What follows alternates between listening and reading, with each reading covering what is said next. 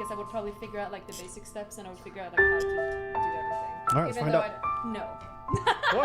Find out. No, we gotta find out.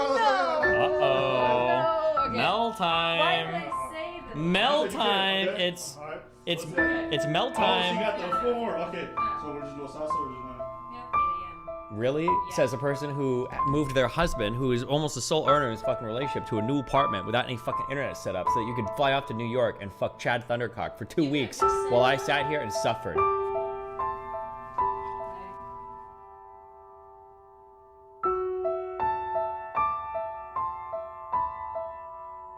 You know what I did? I said, I'll do anything for you because you're my wife. Because that's what a man does. He sacrifices, Mel. Like I'm sacrificing my sanity every single time you do crazy shit. But I love you so much, Mel. My wonderful Melly wife that I love so much.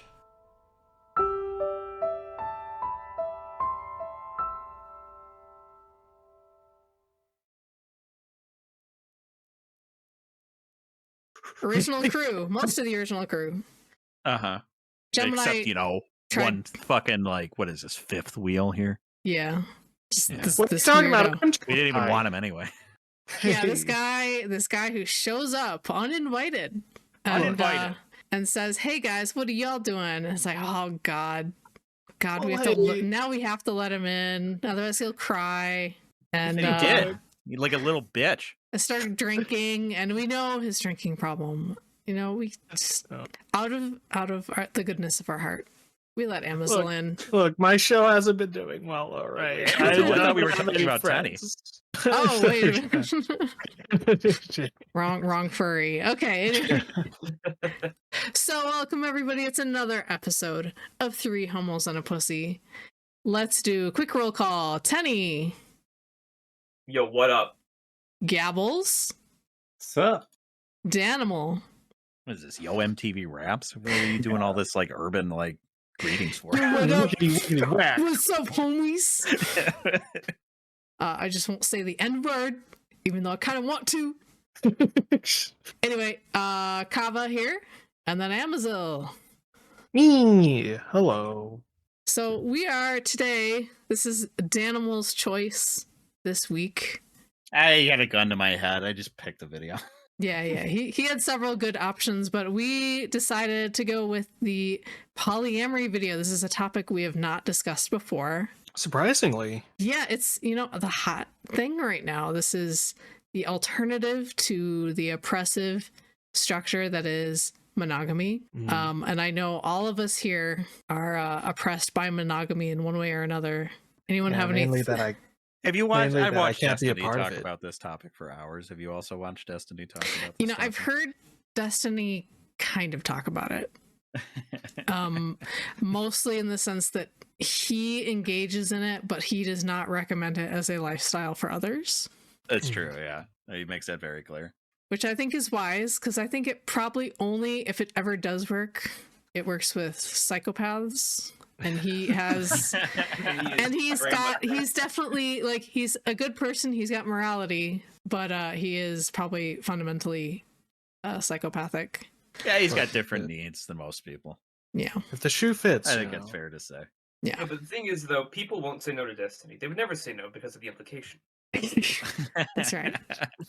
I mean, you I gotta read the be, Mr. Girl article too. listen, you gotta be a certain kind of person to just sleep around, and every time you hit some e-thought, they make an expose of you about how you're a sexual predator. And then you get a couple weeks of drama out of it, right? And then you just do it again. Yeah. Hey, man. You know, if it works, it works. Free publicity, I guess, if you can always money. outpace it. It's, you know, just I think just sometimes when you're going around town, you're gonna hit a few potholes. You know. Yeah. That's the way I see it. But in any case, yeah, we don't know much about this video. I don't know anything about this YouTube creator. Did you see anything else by this person, or? She's some sex therapist. Okay. Uh, Okay. There are tons of, there's like, go to her channel. There's tons of like sex toy ones, I think. Is this one? Oh, okay. I This don't might be think I another one. will. Eva Lupine. Let me check Eva Lupine. Let's see what she's up to. See what her usual videos are like. I'm sure they're fine. Incarcerated for aggravated assault, you say? What's the place for sex explainers on YouTube? For them, against them? What do you think? I guess if there's anywhere they will be. Let's see. Monster kinks, werewolves, vampires, and more. Oh, yeah? Teratophilia. That was the Halloween special. Oh. Okay. Pterodactylia. Top 5 You're edgiest attracted to kinks. pterosaurs. Top 5 edgiest kinks. The truth about blood, branding, and more in BDSM. Ugh. Okay. She's a goth chick that's in the stuff, I think. Mm. How to be a human pet. Human pet play. Oh, no. That's me. That's what I'm into, baby. We need to talk about that puppy girl. Oh. She's famous for what? Oh, no. Let's see. Hey, there's a few other good ones. Should you quote unquote break? End quote. You're submissive. There's some Ace Pride content stuff that I wanted. Oh, yeah. Of course. Of course, you know, But we already did anytime you see an Ace Pride video, you know the rest of the channel is going to be hardcore sex kink tutorials. The mommy dom guide. What is a mommy? Oh. BDS in brackets, BDSM in more brackets, MDLG, MDLB. Mommy, daddy, no. No, wait a second. Can you? Little spell boy, it little again? girl. Yeah, that sounds about right. Yeah. Oh. I'm pretty sure it's little boy, little girl stuff. All right. It's Well, littles. let's see if one of the quote unquote myths about polyamory that she's going to break is that it's about sex. Oh, true. Do you think it's going to be it? You know what? Why don't you play Polyamory, fundamentally, it's about family. And Baby that's just girl. It's about family. that's what's so powerful about it. BDSM 101, emotional sadism. Yeah. This is all sounding well adjusted. And People I got think their things. well adjusted, I think polyamory. So I think we Yeah. should dive right in. What do you say? Yeah, let's dive right. Oh, Let's Marilyn Sounds Manson's good to me. accusers lied. The conspiracy plus analyzing recent court. What? Is that from the I'll same watch person? that one on my own. He's gonna find out the deep truth. Uh, Oh, Marilyn All Manson. right. Here we go. In today's video, I wanted to make sure that you all knew about the educational bundle I've been working on. This time we have over 30 unique classes, workshops, ebooks, and more provided by some of the very best educators in the industry. This is an amazing deal, only available for a very limited time. This goes away after August 22nd. Now, I can't Oh, I'm sorry. What? That was you could get $2,000 worth of kink construction books. they're was just that an giving ad it for? away. Listen, you gotta get it somewhere. It's not like there's 5 million tutorials on YouTube Yeah, right. for free. You gotta buy it. Is You that can is that go her to video? class. She like gives you she like edges you to the point where you got to know more, but then you got to buy this course. Is that her plan? Yeah, at the Or- end, she just berates you and calls you an ugly whore, and you will buy my package of She's kink material. Findom. Isn't that what Findom is? Yes, Yes. Oh boy. Pay pigs. pay pig. Hey, piggies. She edges share with professionally. you what is in this bundle because it just seems to trip a sensor somewhere, but trust me, it is worth it. Please check it out in the description box down below. I have literally had to The record this. I kid overlords. you not. Hang on, what does the fuck does this say? The overlords decided the classes were too spicy to be in the public eye. So here's some hints instead: pomegranate, Pomegranate. booze, Okay, And coffee. Coffee. let's interpret this. That's like a puzzle. This is like a really weird Adam Ragusa video. PBC. Pomegranate. Well, I know pomegranates trigger people on Tumblr, so what could that be? Is it gore? Oh, gore Maybe. maybe? Yeah. Or Why? It's like, Because It looks like people gore. Yeah. it looks like Does it's all it? reddish. It's It's like all reddish. fish. I always thought shows pomegranates were people. like an aphrodisiac. Is that not? That might be the case, but That's a traditional thing, yeah. that's I think it's associated with gore on Tumblr because when people would put trigger warnings about it, they would like post pictures of pomegranates instead of like a palate cleanser. And pomegranates, if you cut them open, they're all red on the inside and the seeds kind of fall apart, so they kind of look. If you're scrolling through Tumblr without really looking at stuff. They kind of look like gore. Well, here we go. It's a symbol of resurrection and life everlasting in Christian art. The pomegranate is often found in devotional statues and paintings of the Virgin and the Child. So I don't maybe think that, he's maybe a that's Christian. I think it's also I don't think- important to Jewish culture, but I have a feeling that is not the meaning here. I How don't about the think when he's she boots? says overlords, what does she mean there? I mean, is that like one of Oh. the they? You know, what is, The is this like they, a Soros? them. Or- Well, Oh, yeah. you know how Yeah. these Jewish controlled And Have she you- says spicy. You know who says spicy all the time? Well-known white nationalist, the Quartering. True. Although to be fair, I think didn't Quartering like take a like nationalist publisher as a sponsor lately? Did you see I have that? no idea. So it's Jews, jackboots, and coffee. What is that? Right? Yeah. What's coffee, is that like Black Rifle coffee? Well, you know who drinks a Ooh. lot of coffee? Oh, that's right. They're all selling the coffee now. Well, you know, Germans drink a lot of coffee.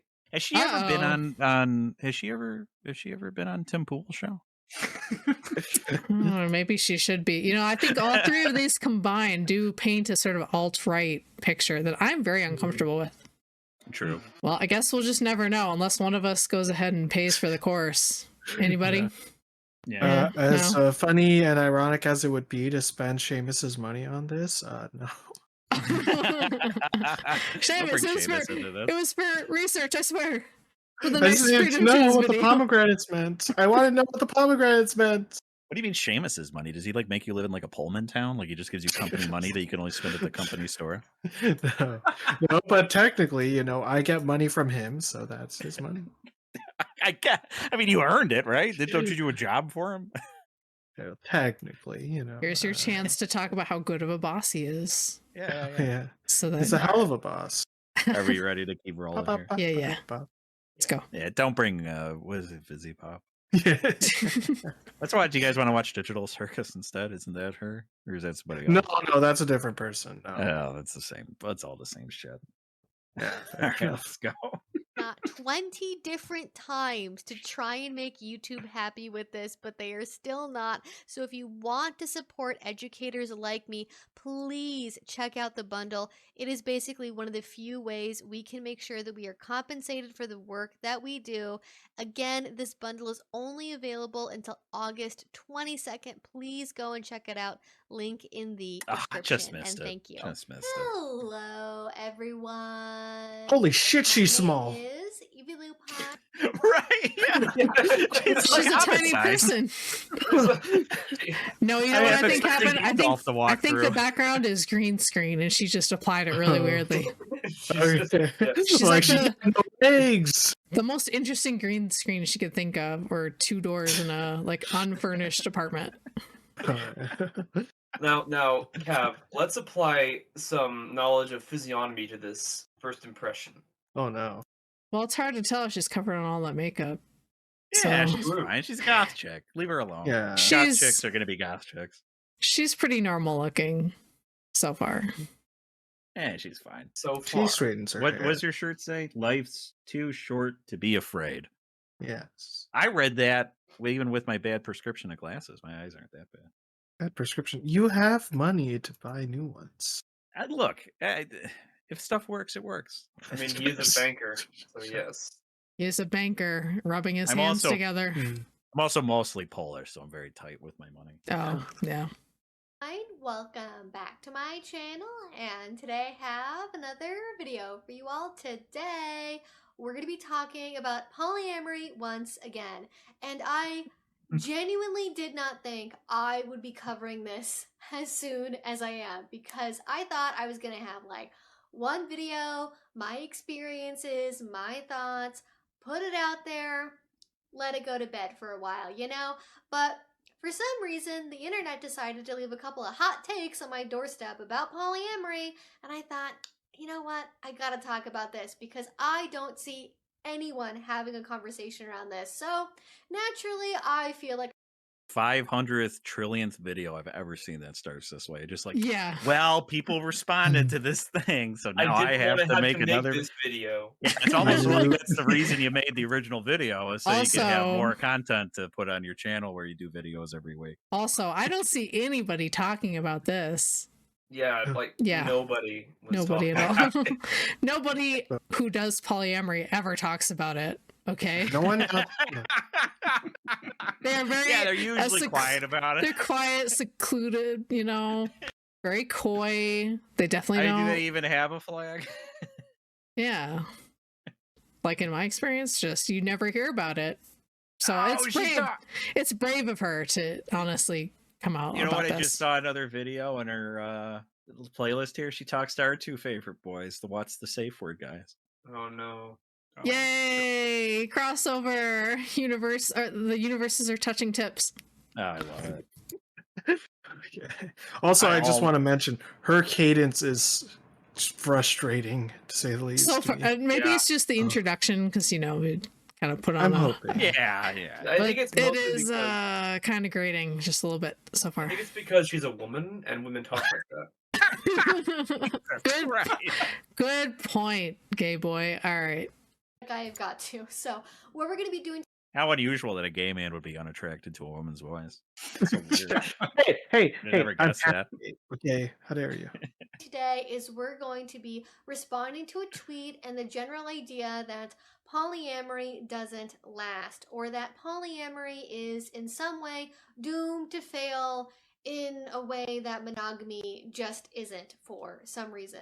We're going to be dissecting the feelings around why people believe polyamory doesn't work long term, and we're also going to be using science because we don't have to use anecdotes apparently. We do actually have a little bit of scientific research about polyamory and the duration of polyamorous relationships. So, We're going to use the science. Oh man, Trust I trust it. the science. What do you think is going to be the quality of research here, though? I mean, it could be high quality, but if it's like one or two pieces, If it's social science, the chances that it's just totally made up is well, roughly here's the thing: 50%, let's say. people don't understand that like social science surveys are like really only good for like between like 5 or 10 years. Like they're kind of snapshots in that time. They're not necessarily like long. Like people in like 2000, 300 aren't going to be looking back on our social surveys and being like, oh yes, that's how people act now. Like it's very dependent on culture. Mhm. I was also thinking that by the science that she was going to refer to is probably polyamory in animals and other social creatures, Mm-hmm. which is I don't know how conductive that would be towards our behaviors as humans. Well, a lot of our behaviors for like mating strategies have to do with like how our offspring gestate. Yes. It's pretty much what determines like most animals like mating habits. Although aren't we're like something like 20 some percent, maybe under 20% of like all primate species are monogamous, and we're one of them. But there's like other monogamous primate species. Yeah. We're special though. It depends. Yeah, we are pretty. I mean, we I mean, do like 'cause have a lot cars of- and stuff, and we went to space. Right, Yeah. right. I mean, Hey, a Um, monkey I went think you could say we're Certainly- special. It's interesting. You hear like, I know a long time ago, Vosh had an argument with his chat about the nature of monogamy in the human species, and him and a few of his orbiters kind of like to throw out this like idea that before Christianity was on the scene, humans just lived in like enclaves of open sexual relationships, which is just. How That's could you definitely even not- begin to like determine that on He's the like, well, archaeological before record? we did all this, we just kind of slept around. It's like, there's just very little just- evidence. You look at hunter-gatherer societies, and they were pretty much their entire mating strategy was pairing people off for marriage in strategic, really like interchange between villages to prevent Well, war. in like the it was just- Neolithic era, like maybe you have some evidence for that, but like before like anything was like written down or like Like for the Not people who like even- painted Chauvet Cave, like how the fuck could you even know that? Like things that were like 40,000 years ago before we Like, even not have even like any kind of primates, not even, civilization to look at. like What? like not even other primates do that for the most part. Like gorillas, maybe chimps. Bonobos are the only species that are like really, really promiscuous. Chimps do like No, weird. chimps are. Chimps well, do they're- weird stuff where the female will go off when she's in heat. I was reading about this recently. She'll go off while in heat into a secluded area, and then all the males show up, and they just all have sex with her. Oh my god. She's just sitting on a couch, and they all gather behind her. Yeah. So they do that. So it's a little more like a polyandry almost. Yeah, there's going to System. be different things. I mean, it all really. That's all going to boil down to like also how like the male hierarchical structures work. Yeah. It's not a free. The point is, it's not a free for all. Like there are It no. kinda there- is. For I mean, chimps, there are it no- kind of is. I Like, think there are a few. I mean to say there are like not that many animals that are just like hanging around, just constantly banging each other and just eating, and that's all they do. Like there are There's reasons why. usually yeah, I mean, they're sexual mostly gonna- selection. Yeah. Yeah. Who are gibbons are monogamous. Yes. Gorillas aren't. Are The too, I Saki think. monkey is monogamous. Gorillas have like the alpha male who has a harem, I Oh, the believe. siamang. So that's Those are another cute. strat. I mean, if you think about it, it's all different strategies of dealing with the same problem. Wait, chimps are listed under monogamous. Maybe you're totally wrong. They might Oh. have some monogamous pairings, but I believe the females do have gangbangs. Oh, the coppery titty monkey. the coppery titty monkey. Oh, I'm sorry. That's My favorite. T-I-T-I. My Oh, favorite okay. monkey. TT. The coppery titty monkey. It's like But, the titty fly. Like But their tits are very pink. I don't get it. True. that's before that. But when their nipples oxidize and turn green. But anyway, yeah, there's a lot of monogamy in the primate species. But yeah, Vosh's argument for that was fucking stupid. Yeah, it's the same argument too. Like a lot of people, not just Vosh, but like other people who are in favor of like whoring themselves out. I mean, polyamory. Well, they want to like give like more foundation to being polyamorous than there is, and just like no, just fucking They own, kind of- just like Yeah. like what they want to Destiny argue. owns it perfectly, where he's like, look, it works for some people, like it doesn't work for 99% of the population, but it works for some. It's like people. it's Just the same own it like argument that. as- You don't have to fucking have like a biological foundation. It's a really Just have bad like fun. naturalistic argument. Well, like animals do it, so why can't we? Yeah, but like animals also fling their own dung at people. And, like, Why There's- can't People do we? that too. Have you never Yeah. Well, been to there's Walmart? a naturalistic fallacy. There's also, this desire to say that monogamy is somehow unnatural. Yeah. It's like, well, it's a thing animals do too, so it's not all that Yeah, like- unnatural. The Well, only lots of other mammal- thing I know, Danimal, you mentioned like, how do we know the sexual behavior of, say, like the Neolithic, people like painting on walls? pre-Neolithic, yeah.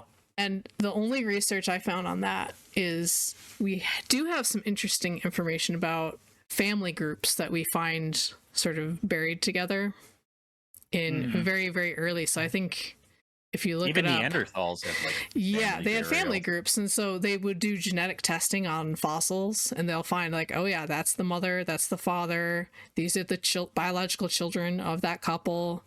They might find like an aunt and uncle, and so we have evidence of tight genetic groupings that seem to imply some kind of monogamy because it's the same male is fathering all the kids. So definitely the strategy goes back a long ways. So it's not quite They a, were probably all banging. they're probably all paying. Yeah, Who I cares think about I that think DNA testing? I think they probably, these people forget how much birth control contributed to the plausibility of polyamory as a strategy. Mm. All right, 'Cause of- whatever, Candace Owens.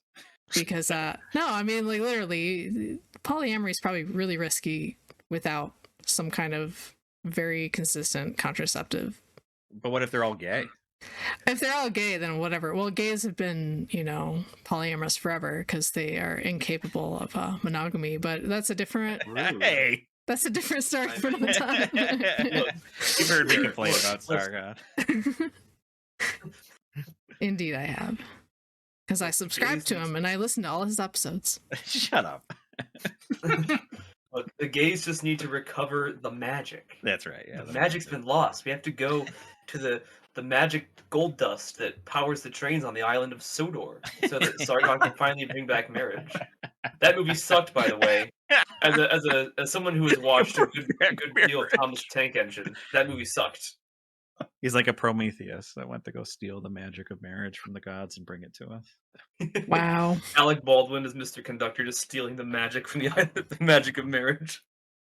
With that being said, let's read the tweet. And just so you know, I'm not trying to start any beef or anything. I just think this is like a really good example. Well, you started beef with us. Beef. Where's the beef? We want to build more straw men and knock them down before we watch this video. It's more fun. Of a very common idea when people aren't like fully comfy with polyamory and don't really see why people do it. But anyways, let's read the tweet. It starts by saying, "I'm so glad I saved my BF from these people." And what do you mean, these people? Yeah, wait a minute. No. Wow, that first title card where we had to guess all this stuff. I mean, we know what she means. The pomegranate. the tweet has a picture of another tweet in it, and you will notice that the date for that tweet is cropped out. And that's for a reason, because this tweet has been making the rounds online on Twitter for a number of years now, I believe. Here, let's read this tweet. Let's see, because she's not reading it. When hashtag polyamory becomes more mainstream, I wonder what the base word. I assume it's the N-word. With the N-word. For us. What will people insult us with? Will they call us cheaters, players, snowflakes, maybe? Or will polyamorous be an insult in itself? I'm genuinely curious. Angry, but curious. Well, I have an answer. And the word Yeah, is what's whore. your... Okay, everybody come up with your best slur for polyamorous. Tell me you got one loaded. Let's hear it. I mean, whore. That just makes you a whore. How lame. Boo. I mean, it's a classic. A whore, slattern, abuser of oneself with mankind. The sow. I like sow. Ooh, sow is a good one. Yeah. Sow. How about hellrake? I like hellrake. Even though it's from Whoremonger. men, it's like a lost term for slutty men that we need to Did bring you back. all just come in from the 1800s? What are these fucking insults? You know what? You know what? That would explain catchy. the use of hoe, actually. Gabos, what's yours? Yeah, You got one? like a whoremonger, a whore master, whore mistress, Those are a philanderer, a philanderer. That's like, you know, that's like what an classic. old woman would call them. I knew. Yeah, I say. What about Gabbles, you got one loaded up? Gabbles? What about Paget? Oh, jeez. Hold on. I don't know if I can have that You one. in there. can't just ride on Okay. top of another slur, okay? You Yeah, can't. you gotta there's make your not own really... slur. What? What's a good? What's a good Okay, insult? okay, I have What another one. Okay, Yeah, yeah. Pigger. Okay. With Now the, you're just you didn't even go the being full hard. Pogger. How about ER. pogger? You know, it's a mix. Pogger. It's a mix of polyamorous and the other word. Oh, you're my little pog. Yeah. Pike. Pike. Pike. No. Paul Ligger? Jesus. All right, maybe Okay, we gotta how get much- off this now. This Yeah, is this is getting a little We're hairy. this too is a close to the bad idea. sun. This is a bad idea. Listen, you opened this bag. I did. And I'm sealing The it. person who made that tweet has apologized for it so many times. I believe they possibly even have a YouTube video addressing it. Now, it is not up What? to me to determine whether or not you agree that they repented in a necessary amount or whatever else. I do just Wait, they had to apologize for this? Why? What were they apologizing for? For I like guess comparing for- like it to the yeah. N-word, maybe? I don't know. Just like Yeah, that's what I'm mentioning assuming. the N-word made it like, What's oh, the offense? you're comparing yourself to the suffering of POC. I think That's- it's pretty funny because people would like, let's say polyamory does become like more than like, I don't know, what percentage of population do you think is polyamorous? Like under 5%? Yeah, I'd say like 5. Properly, 10. if we're talking like a committed polyamory, it's going to be less than 5%. I think Yeah. I think it might be even less than 1%. What do you think? Probably. I There's mean, if an easy answer to this, and you just look up Just Google what No, like look How up many trans people exist? yeah. How many No. polycule? How many trans people are in a polycule? In fact, I have been doing some research, and I have the theory now that, in fact, all trans people are part of the same polycule, and they just haven't. Even Blair White. Yeah, and they Contra, just they're haven't both come together? forward about it. They're just, they're suspiciously quiet about it. Is all I'm saying. Let's see, what percentage of the population? 4 to 5%. My initial gut, just pull it out of my ass. Number was right. I didn't do any research. It's probably self-identification, though. Yeah, it might be. So I would guess like a little lower than that, because there's got to be people who are like, oh yeah, I'm poly, and they're just like not sleeping around at all. But like, let's say it This is the becomes like typical- 15%. Let's say it becomes like 15%. There's definitely going to be people that are going to be making up. I don't even know what you could call them. What's an insult? Slut, whore, but I don't know. I think that just rolls off their back. Yeah. It's not a bad one. On a completely unrelated note, about 1 to 2% of the general population has BPD. That's bad. Try more like Shut up. 50%. Am I right, boys? Uh, 51% if you want to kind of Yeah. round up, Right. because of the, All right. Just find it interesting that this tweet always gets trotted out, no matter how long it's been, whenever somebody wants to say, basically, I don't like polyamory, I don't get it, these people are all bad. And as part of that tweet, there was somebody who responded, I've never known a polyamorous couple that lasted more than 5 years. And then OP responded, same. I've never known a polyamorous couple, period. Yeah, I would guess most people have never really met polyamorous couple. Yeah, To be somebody's fair, very- like this person who's like, I've never known a polyamorous couple that lasted more than 5 years. They're just talking out of their ass, right? They've yeah. never, they know multiple polyamorous couples. If Well, you no, live they- in they like don't know Portland, polyamorous. Maybe, maybe, yeah. or San Oh. Francisco, like there's a couple cities where you probably know a number of people, and there probably are like the dumbest people in your friend group. Well, to be fair, how long do those homeless people live in those? Do you think Grace? They freeze You- over in the winter, So every year is sort of a new friend group. Get a new harvest, yeah. The fentanyl kills off some of them, and then the winter, Oh my god! the first freeze comes, and and then you lose a couple to the stabbings, and Yeah. it's every spring you gotta like reset your whole friend group. They're like cicadas, Yeah, basically. And then there's somebody also here with same. Those relationships just are. And what are these pictures? Those are stock photos. Oh, yeah. Those are stock or like AI generated femoids. No. Those are bots and or just Anime PFPs. or- catfish. Catfish. It's all psyop. Is that what the plan is here? Is to get people to message it and be like, well, let me show you how a polyamorous relationship works. Why don't you join mine? Is that what the goal is? Yeah. Then they get to hook them in. You just haven't found the right one, hun. Come here. And Are then these they, semi- and they send you a link to like a Bitcoin farm somewhere, and Are these some sign up Andrew for my Tate's polycule. stable that he sends out there? Yes, there you go. Andrew Tate's e-thoughts are just sending out these messages furiously from a Russian bot farm. He's got them all in like an office, and they all have each cubicles and stuff. Yeah. What I is it? love idiots slap fighting on the internet. It's fun. The running theory is that polycules are just experimental pyramid schemes. Oh, True. see, that That's would right. work. It's the ultimate pyramid scheme.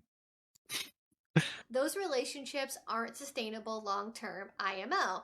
And I think this tweet is so interesting. So also maybe before I get into this, So I should 5 say likes and I'm 2 likes. polyamorous. Like I've been polyamorous for 7 years now. I Something discovered sounds like a polyamory plant. through the kink community. I just basically didn't have any idea in my head that you could do. How do you discover the kink community when you're asexual? Discord. Yeah. Yeah, you Or get Tumblr. groomed. That's why. No. Yeah, Discord. Oh. No. Yeah, Discord Oh. or Someone You're bored approaches on the you and internet. says, "Hey, Yeah. Yeah, but that's Well- like finding sci-fi movies when you're not a person who watches movies. No, you know what it is? It's finding good steak recipes when you're vegetarian. Oh no. Like you can cook them for other people, you know. That's the perks of a polycule. You're gonna Oh, have so to you become eat the. it, you know. Oh, so you're the sexual servant of all the people in your life? Is that the You're like idea? the couch snuggler, and then when they want to get, you know, Yeah, dirty, and they then got you other get to people for watch. that. Everybody's got their role. Everybody's got their Yeah. role. Okay. Well, you know You that could- one polycule did a lot of damage PR wise. Which one was that? Okay, have you ever seen? There's a photo of like this fat Latina woman. Yeah, of course. Yeah. Surrounded know by what you're the talking about. skinny, dysgenic looking white guys. And then you find out later that they had a baby, or one of them had a baby with her. And then one of her partners like strangled the baby Oh. and went to prison. Yeah. So Yeah. that wasn't great. I will say for the record, whatever the science says about polyamory, you should probably not involve children. Yeah, I think because even the Destiny chance says that, right? the chance of sexual abuse alone, when you have like random non-genetically related men in your house, is like for a couple 100% higher. Oh my God! Isn't like 86% of all child molestation the parents? Yeah, and now So you're just having a lot of multiplying that. parents. Oh and, man, and, yeah. and like half of that is like step parents. Step parents, yes, yeah. Yeah, Step parents are like way more overrepresented. It's okay. They're not blood. That's right. You're risking something there. I think even like Destiny has said like, yeah, we probably would Not want to have kids. Yeah, when you have kids, it's different. Because yeah, you gotta monitor all these people coming through your house. Do anything other than monogamy. And so when I found out about it, I was like, oh, I have an option. I can do different things. Amazing. Let's see how that goes. And I'm so grateful I had that opportunity. So I did not get into polyamory through like saving a failed marriage, or because somebody was sleeping around or cheating, or because I got bored and didn't want to leave somebody. It was something that was like just a nice additive thing for my life. So that is where my perspective on polyamory flavors all of this. And I find it interesting that so many people have this gut reaction that like, oh, like polyamory doesn't work, and like here's my intuition is it doesn't, because I know a couple where it didn't work out. And I think there are possibly some reasons why this could be the case. So for example, in polyamory, typically you have more than just like one dating relationship. You have a bunch of dating relationships, different types of connections, like a huge web of interconnected people. And so Friend group? That sounds like a nightmare. Okay. That sounds like an absolute nightmare. Like, yeah, you're dating a whole bunch of people, but it's not even the same kind of dating relationship. Like, you might have a main dating relationship and then some like secondary ones, and then some who are kind of friends or just sex buddies. All of us here are in or have been in stable relationships, right? Yeah. Can you imagine multiplying that out? As to like the like like what you and your spouse do or your partner do, and having to also devote that time and that attention and that to somebody else as well, and having to negotiate their feelings about each other. That's the real kicker, right? Is not only your feelings on the line, but their feelings about the other person who you're also dating. Ay. Oh, maybe they just No, have a lot thanks. of board game nights. I mean, that would be fun. You know, you get a third person. You know, you can always do any board game you want. I think in order for it to work, you gotta all be very detached. Yeah, there's got to be a little bit of.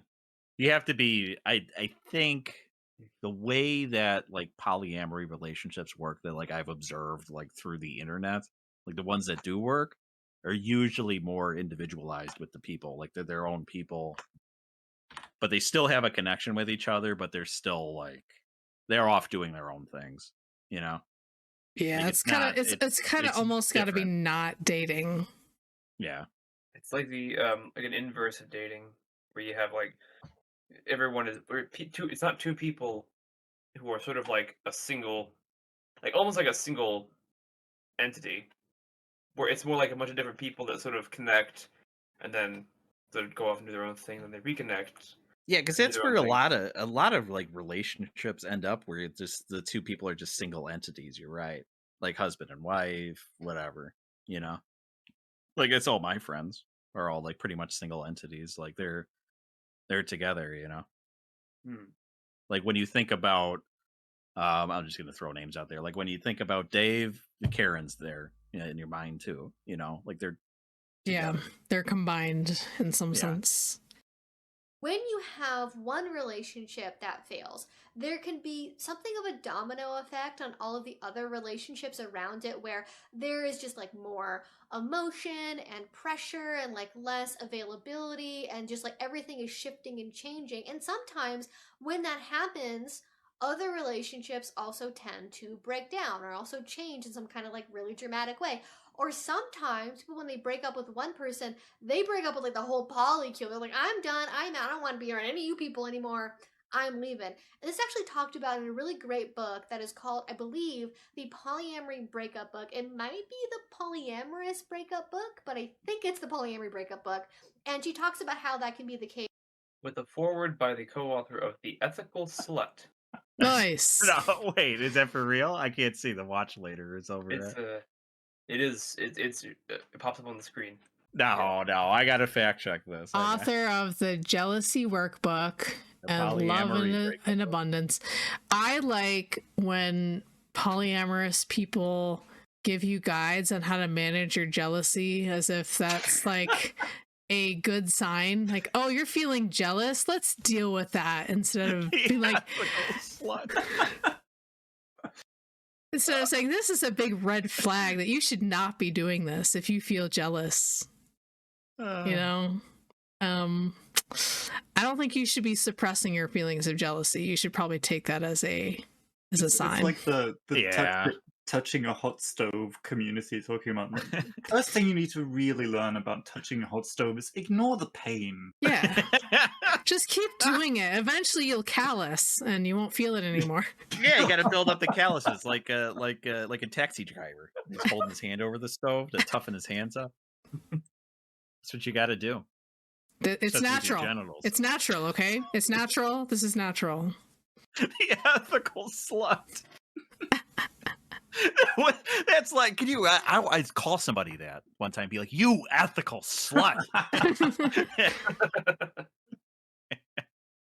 Yeah.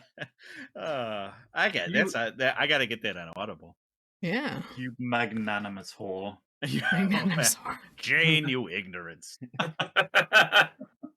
Case in relationships where you have one relationship that falls over and then the next one does, the next one, and so on and so forth. So it's more a numbers game of like, yeah, if you have, one relationship here versus That's got to be the deal breaker though, right? Like if you're in one polycule and just like this happens with a breakup and it's just like horrible. It kind of seems like the problem, right? Yeah, like when you got a relationship on the rocks, that's like your life grinds to a halt. Imagine if you got like not like 4 relationships on the rocks all at the same time. Yeah, it seems like the crucial difficulty, right?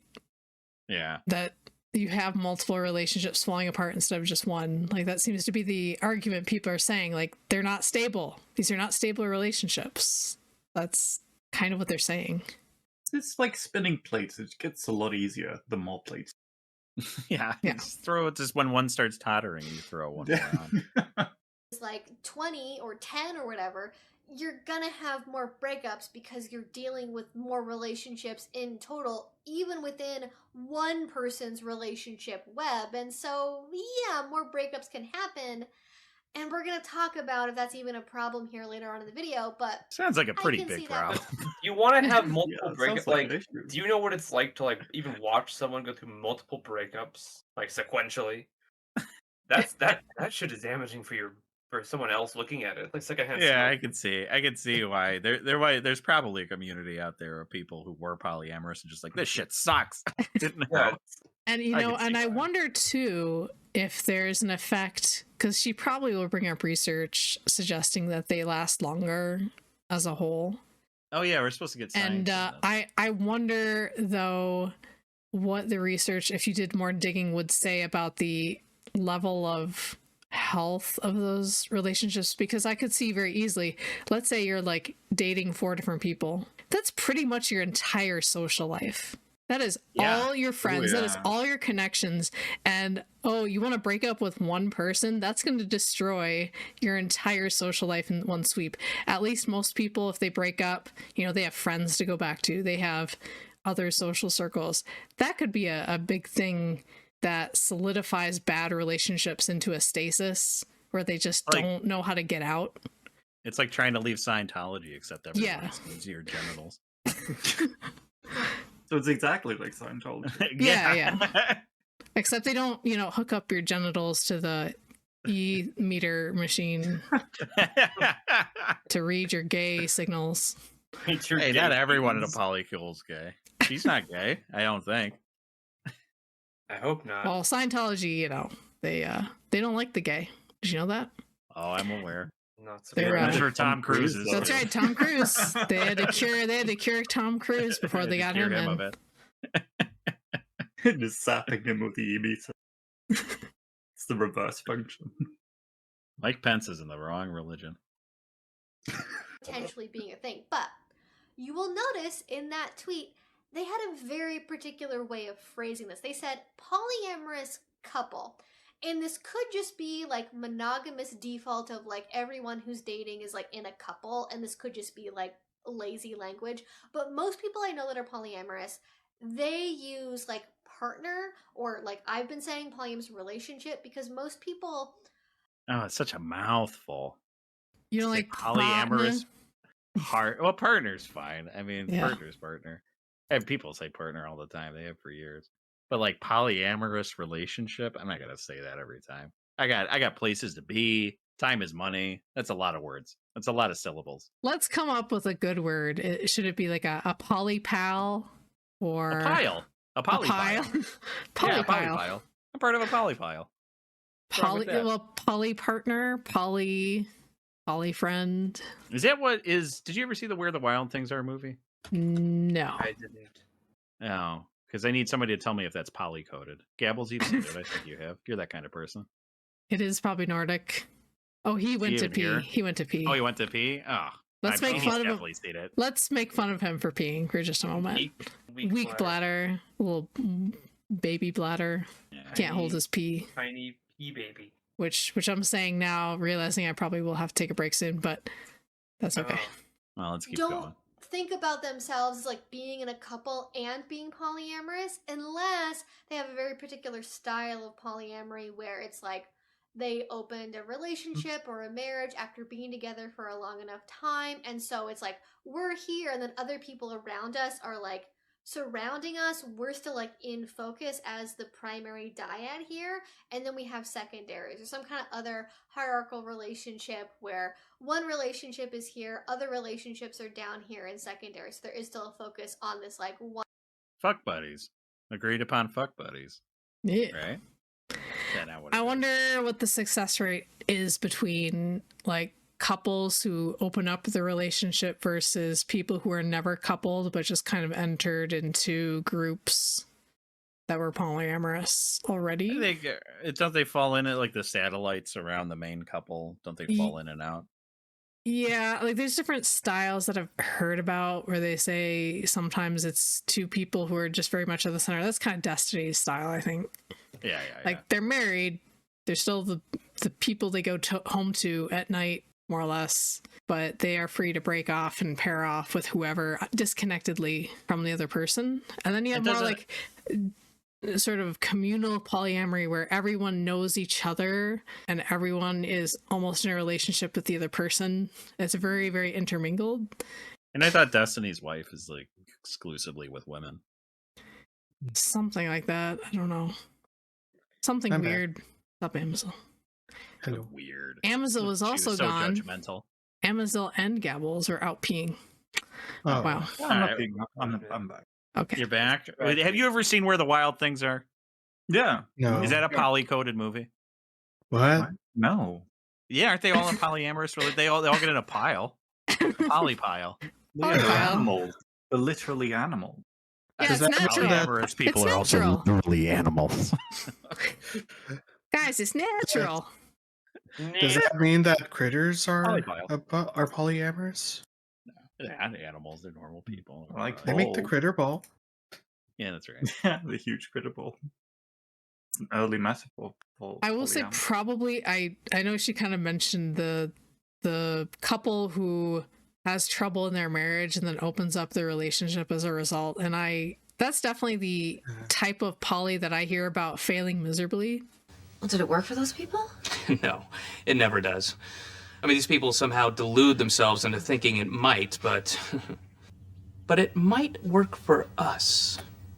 Yeah. Because it's two fundamentally broken people who are like, I know what'll solve our issue. Maybe not being faithful to each other and trying to fix it. They just kind of like run off, and it just screws things up more. And like, You know what? That's probably better to do than like having a baby to like fix the relationship. I guess I would rather they do that than just try to have a baby to fix it. I would. Yeah. I mean, Except that really, sometimes they will. really, what I would rather is they actually fix the relationship and not like run around like crazy people.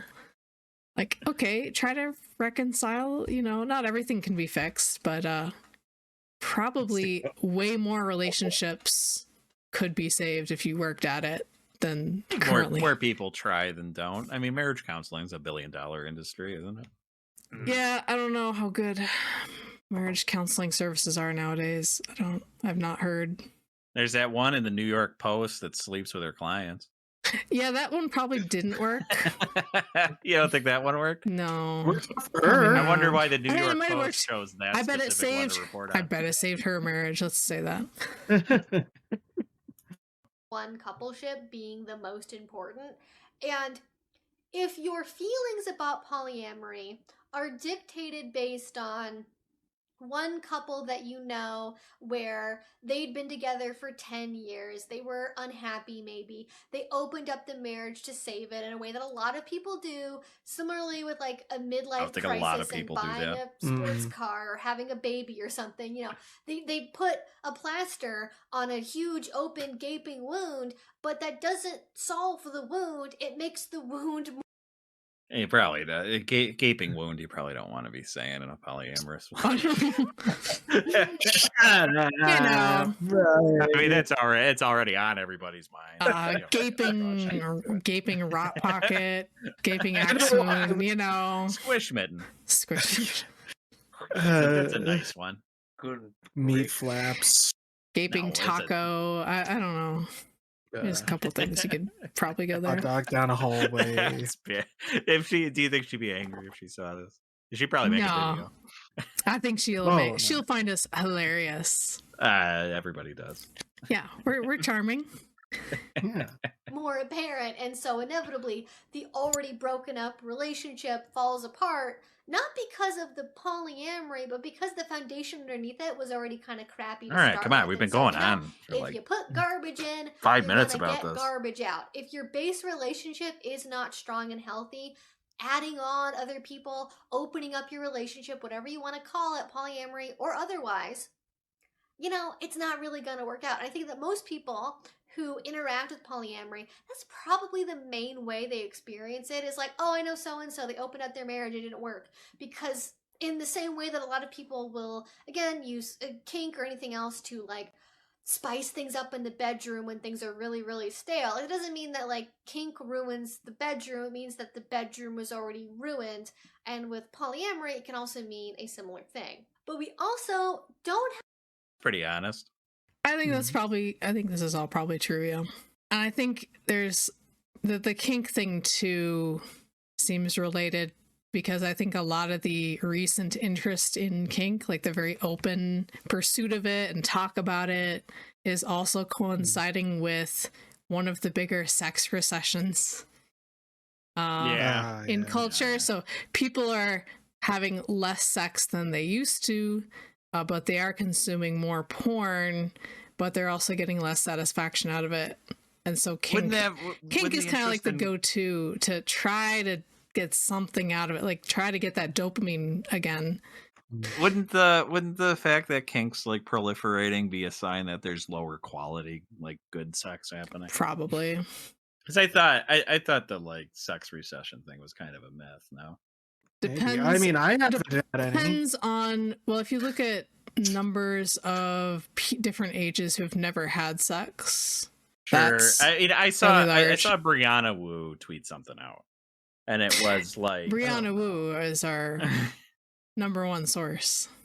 But she was like, young men are staying virgins longer. But the graph she posted was has had sex since 18. And like the 18 to like 22. You can look up different numbers for sure. It's not all uniform. But like most men lose their virginity in their teenage years. So like it's not virgin men had sex since 18, but usually by like 25, like only like 5. And you know what, it also depends on the country a lot too. Yeah, I guess. Yeah. Why you gotta tear me down like this, Dan? Why you gotta keep making me so sad? Yeah, I'll make you sad, you virgin. Most people are not pathetic, shut in. Most people don't live on an island. Yeah, maybe if you had some women on the island, you would have your problems getting laid. Jeez. You should import some in. I thought that people are losing their virginity at a later age, but it's not like people aren't not like Galileo, like being virgins their whole life, and losers interested in math. Like nerds. Losers.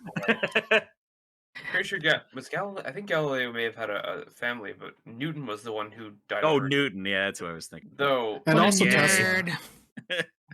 Also Tesla. Don't forget Tesla. And he had women who would chase him. No, he had pigeons, not women. Yeah. He didn't want them though. He much preferred the birds. Yeah. He's like, screw women. I want pigeons. What a based individual. I don't know. This is real Sigma. I'm not convinced that like there's like a massive sex recession. There might be like people are losing virginity at a later age and not having as like tight relationships. I don't think it has to. Maybe, I don't think it has to be massive to be having an effect on people's interest in different sexual proclivities. Let's say. I don't think anyone who watches like red pill stuff is getting laid. No, that might be why they get drawn to that stuff. I think a lot of people where like the communities are built around complaining about not having sex. It's like I think you were already like, I don't think it's all these problems you're pointing to. I think it might be you. When really you don't think the community that's built around treating the person of your desire like dog shit, like and they're trying to get laid, like trying to like say that they're biologically lesser than you. I gotta look up. I can't imagine why that doesn't get you laid. I gotta look up. There's not being friends with black people. There's a statistic that I saw referenced several times. I've been reading Mary Harrington, Louise Perry, and stuff. Yeah, they had a stat about women who are promiscuous. So let's say you're a woman who sleeps with a different partner frequently, and they found that women who do that, the amount of orgasms they receive is something like, it's really pitiful. It's something like 10% success rate. For orgasms? Yeah. I'm sitting at 100%. For women who sleep around. So non-monogamous women have a very low rate of success in experiencing orgasm. I got a 1.0 batting average. On the other hand, if they're monogamous, the rate is like way higher. Oh. So the kind of running thought here is that women it's harder to get a partner who will actually stick around to please you as a woman, because a man can just kind of show up and do his thing and he's good, and if he's asleep and it'll happen. And he has no real incentive. If he doesn't know you or is not invested in you, there's no reason for him to do the extra effort to please you. To please you. He can just do his thing and go. Yeah. What are you gonna? You're gonna compete with all those like jackhammer dildos and shit? You're gonna compete with that? Nah, you're gonna. Yeah. You get in and get out. That's exactly. That's my dating advice. And I wonder if that's part of it too, is women trying to find a way to get non-monogamous partners to get invested in pleasure, because it's like, well, we're not just going to do it missionary style or whatever. We're going to do something kinky. Let's do something like blood play or whatever. Yeah, let's go back to our YouTube channel. Blood play or diapers or whatever the heck you decide you want to get involved in. And if you can find a man with that fetish, he is going to need that kind of level of commitment as well. Because once you're invested in a fetish, it's like that's going to get you off and most other things will not. So it gets very, very specialized and very weird very quickly. You saying someone might have to turn to How to Be a Brat Tamer, a BDSM relationship guide? Yeah, they might have to do that to get anything out of a relationship. But Danimal, how are they supposed to learn about anything about that? True. Yeah. What problem with sources are age- there The out there? problem with age play and honest conversation. Ooh, yeah. Oh, It's geez. probably a pretty good one. Sounds like she's not a fan. And I would hope normal people are not, but you know. Well, I mean, they aren't normal, typically.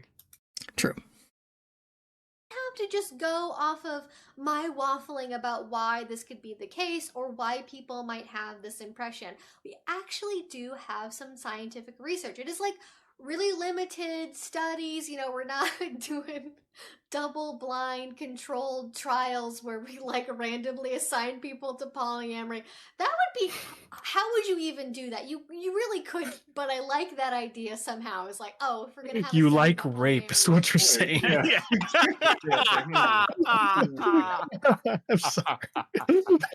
I mean, said I could probably find. She probably You has know- like how to do non-consensual. Listen, we all know she's probably got an archive of her own account right this second and has like yeah. the filthiest fan fiction of like, I don't know, Harry Potter or Twilight. maybe Twilight. Twilight doesn't have a lot of fan fiction, to be honest, except like Twilight is alternate- The fan one. fiction, isn't it? alternate. You know what is actually the famous fanfic of Twilight is 50 Shades of Grey. 50 Shades of Grey. Oh, that's right. Yeah. Yeah.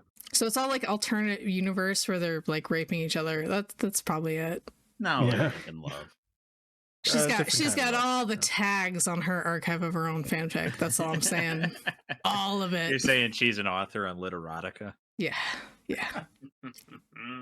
Oh boy. Dead dove do not eat. If you know this reference, you and I should talk. Oh yeah. Yeah. Well, I don't know what I expected. do a random double-blind controlled trial of like randomly. How would you just like date a doll? How would that work? Okay, I'm off in the weeds here. Let's talk about the actual study, okay? So it was a recent survey that was done of 340 polyamorous adults, and it had some interesting insight. So, quote, critics Are they charge all in one polyamory as relationship? simply a smokescreen for infidelity. It might work short term, they contend, but over time, no way. The survey included a variety of styles of polyamory and a large range of ages and lifestyles. How Yeah, let's. Pig gabbles. Nice pig gabbles. Yeah, what'd you say? adults, Here, and wait, it wait, had wait. some interesting Hate me because I'm insight. popular. So, quote, critics charge Oh, I want to polyamory go as simply back. a There we go. Okay. She doesn't read this shit. When you put text on a screen, you should read it. No, Because I'm trying that's to what read it your while you're eyeballs are talking, and for. I'm not listening to what you're saying because I'm trying to read what's on the screen. All right. 45% of primary, secondary relationships. I guess it's like what they call them, right? Yeah. In the Monogamy? study. No, it's like if you have a main relationship and the rest are just, in Destiny's terms, satellites. orbiters. Yeah, orbiters. The two primary partners agreed one or both could explore other less committed relationships. Okay. So less committed, I think, is the key there, right? Hmm.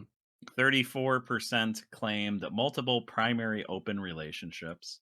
All participants were free to make their own decisions about all their relationships. Okay, good. So they weren't forcing anybody into relationships. Yeah. Thank goodness.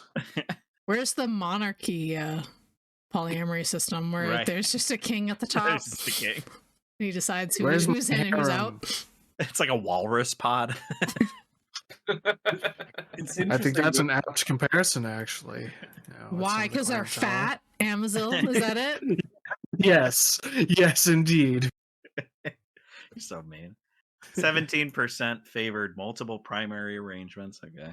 Everyone in all relationships considered them equally important, with decisions ideally made by consensus. Oh, so this is why communists love them. This is the this is the co-op option, and it's as nightmarish and awful as you could expect. God, co-op, that sounds like such a bad idea. You know how many idiots I work with? I don't want those idiots to have a say in how its management happens. I thought you were going to say you don't want to excuse me. So I called this meeting because Danimal has refused to let me do certain sex acts on him, and I think we should put it to a vote. Can I have sex with him? He says no. Clarify, I do not work with any idiots. They're all very, very competent people. Everybody at my company is very, very good. A joke.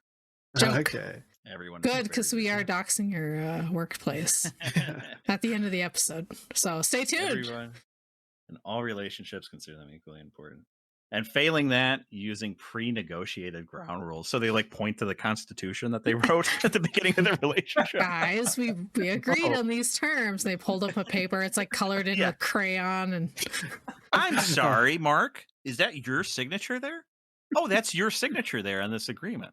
Right? Well, you should know, Animal, that I am a little and I can't read. All right. Legally, All right. 3% professed multiple non-primary arrangements. They considered themselves single, but had 2 or more ongoing intimate relationships. Professed. It seems a little bit of like a loaded. Because it isn't like professed like under duress. They were like, fine. They like admitted it. So this is like the college frat bro who just has several relationships going. Professed of a quality, feeling, or belief claimed to be asserted openly, but often falsely. So this is a pretty judgmental little write-up in the study. I wonder where they got these clientele. I wonder if they're look at all these freaks and the ways they think their relationships work. Sure. Do you think that like researcher rolled their eyes? The hell? Yeah. Excuse me, we're in multiple non-primary arrangement. Like, oh god, okay, sure, whatever. Go stand over there. Fair. To be fair, how many times did they have to ask this question? And I couldn't tell from your hair dye. Random ones. Oh, you got a nose piercing original. Oh, that septum piercing gave it away, didn't it? Oh, you got a tongue stud. Daring today, aren't we? Was I a researcher in this study? Hey.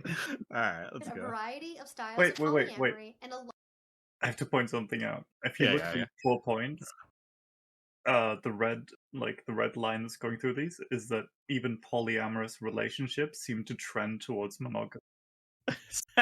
Toward what? Sorry. Yeah. See the trend towards monogamy. Yeah, like the more frequent the relationship is, the more monogamous it is. Yeah.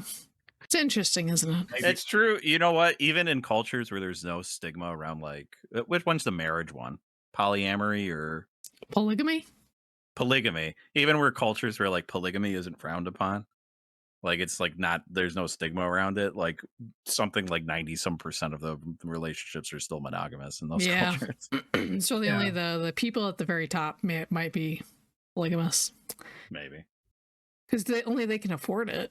In most of those societies, you got to keep like 5 wives. It's a lot of money. I mean, unless you're only going out to like eat at like CC's Pizza, like, dinners are Which gonna be why expensive. wouldn't you? You know, yeah, food. You got to buy food for all. You got to buy food for 5 people. Although you got 5 incomes coming in, baby. Hey now, CC's Pizza. I will never forgive for enabling Boogie. All right, CC's was the reason that he got fat. Listen, if you're in a society that allows polygamy, the chances are women are not leaving the house.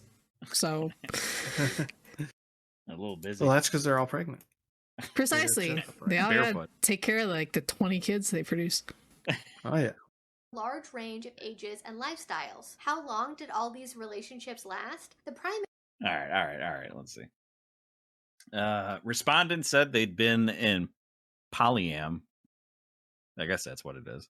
for an average of 8 years, ranging from just started to 55 years. Whoa. I want to meet that couple. They sound fun.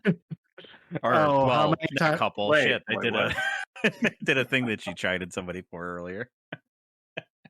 Partner Two- group, polyamorous relationship. That's what I was supposed to say.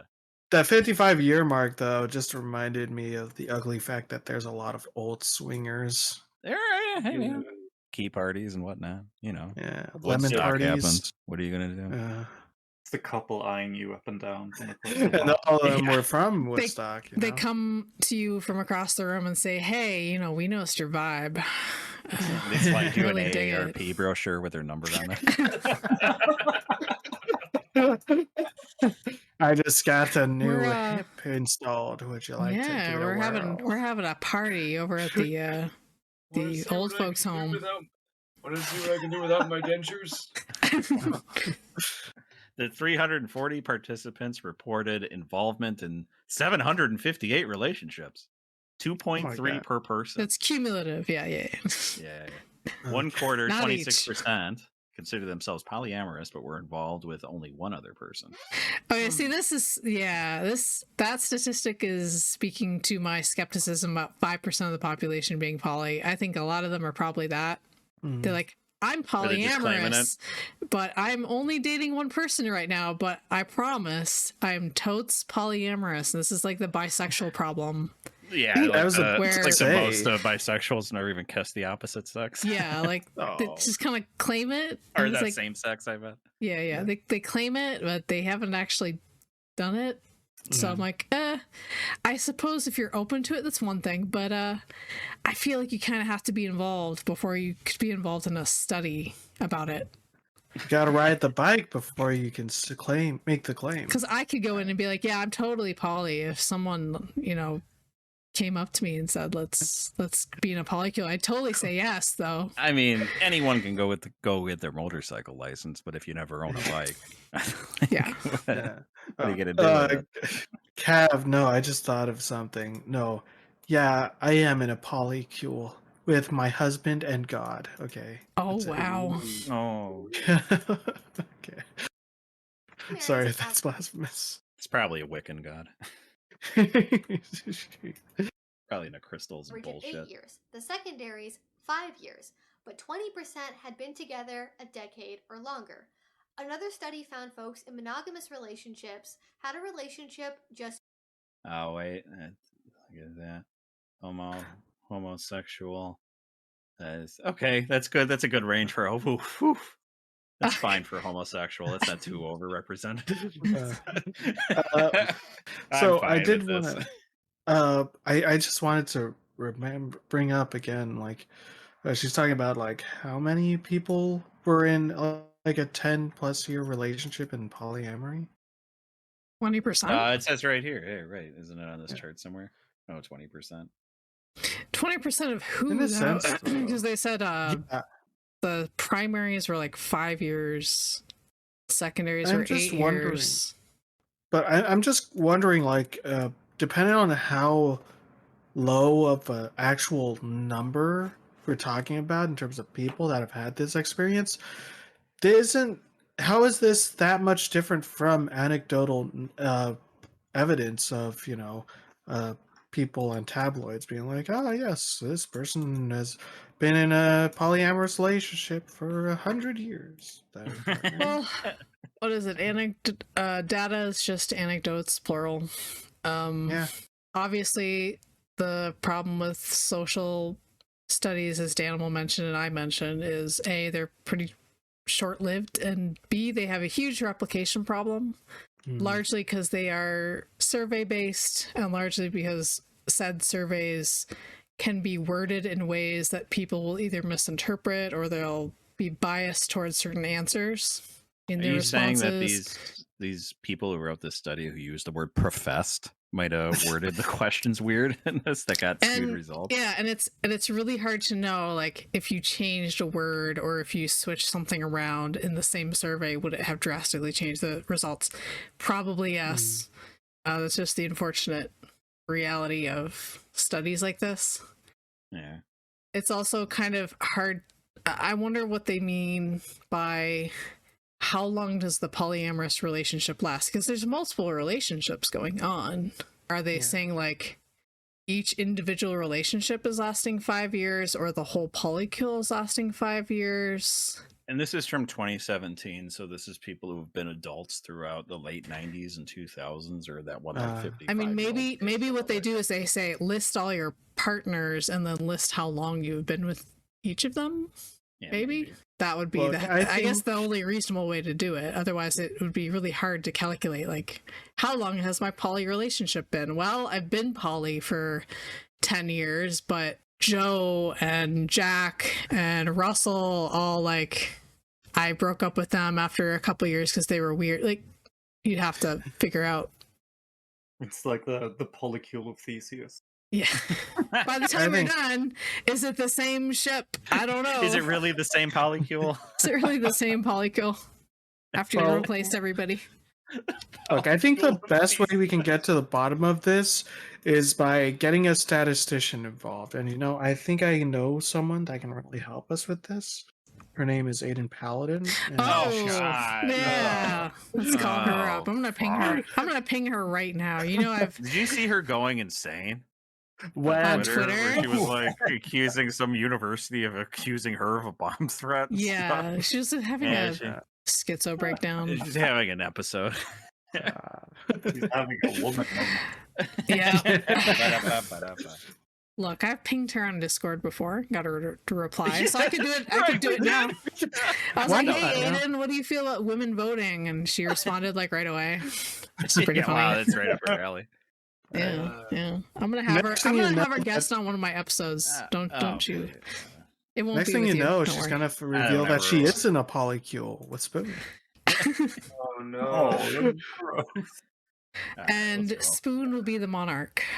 Of said polycule. Like we chased him out of the server every time he comes back. I know. It's like one of my favorite things. Imagine being with like the lightest bullying too. Yeah, with the lightest push. Imagine being in a relationship with a South African. Couldn't be me. It's like worse than British. Yeah. Worst kind of white. It's because it's African, isn't it, huh? Ones were 7 years long. And then when you try to look into the average duration of a monogamous relationship, that gets real complicated, because when I was looking, depending on the source, the ages, a bunch of other factors, I would see anything from under 2 years, over 2.5 years, under 3 years, 7 years, almost 20 years, depending on, you know, age and marital status and a lot of other things. And so monogamy, judging by even that number range there, it's either similar to or potentially shorter in length on average than polyamory is. So what? I have a theory. I mean, well, more people are in monogamous relationships than A, that's true. B, I think the formality of heterosexual relationships is really complicated now. Because what do you define as a relationship anymore?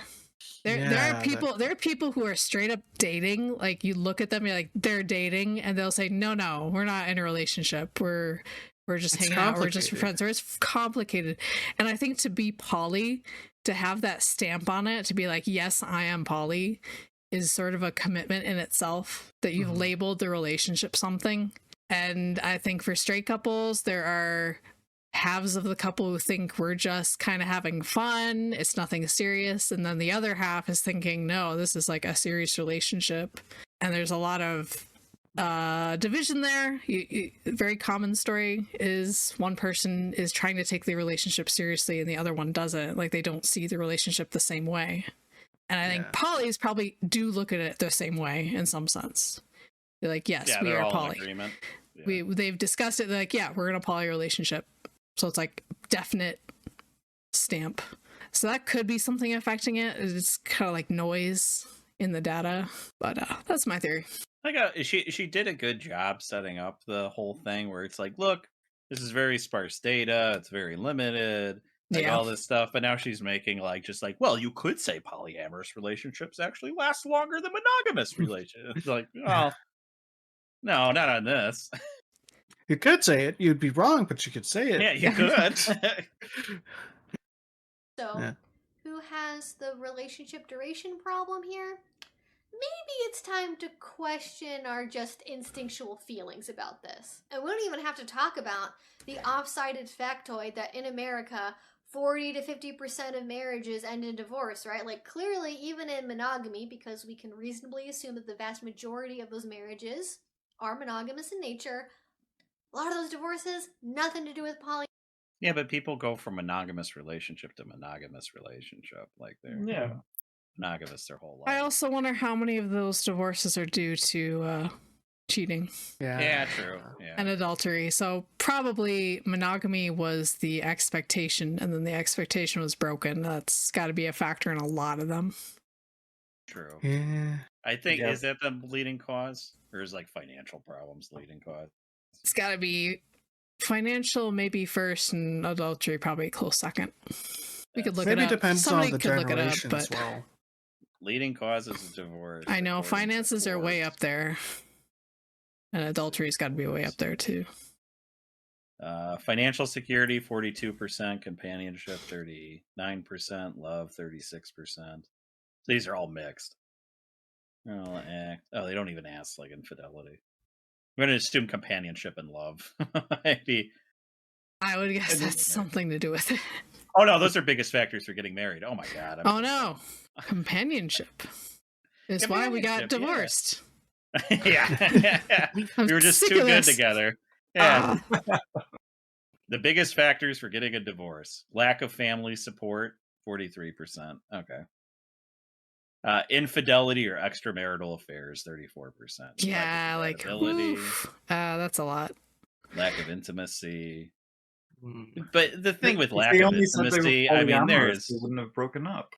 like lack of intimacy. There's a lot of like, it's not just like everything else is great. You're just not having sex. Like there's. Yeah, usually it's just disconnection. Yeah, there's lots of other things that are happening before that. And, you know, a lot of those things are all going together, right? Like, you're unhappy, you're not being intimate because you're cheating with someone else. You're a cheating bitch. 10% is marrying too young. Oh, no. Yeah, but once again, that's pretty low, considering.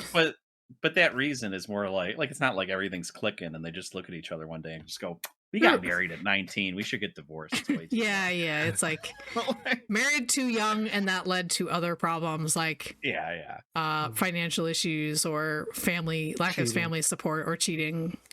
Yeah. Yeah, married for a sure. 6-year-old? What the hell? So it's slightly. We had to get a over divorce. third. Sorry. Shut up, Mohammed. Okay, it was good. God said it was okay. Yeah. That's all I'm saying. This is his favorite wife. Domestic violence, So it's only fine. 3%. Hey, she was I'm 9 not. years old when they consummated Lots of women know how to be quiet. Basically. People don't divorce over it. They just kind of put up with it a lot of the time. Yeah, sadly. enough, Yeah. Pursuing different lifestyles, 1%. Do you think that's true? Sorry, we just decided to pursue a different life. Sorry. I've decided to pursue polyamory. Oh. That's the people coming out as trans in a marriage, or that's the ones that are just like, you know what? I'm gay. Like it's like I don't know why I just took it way too far. Harold, I found your porn folder. We gotta talk.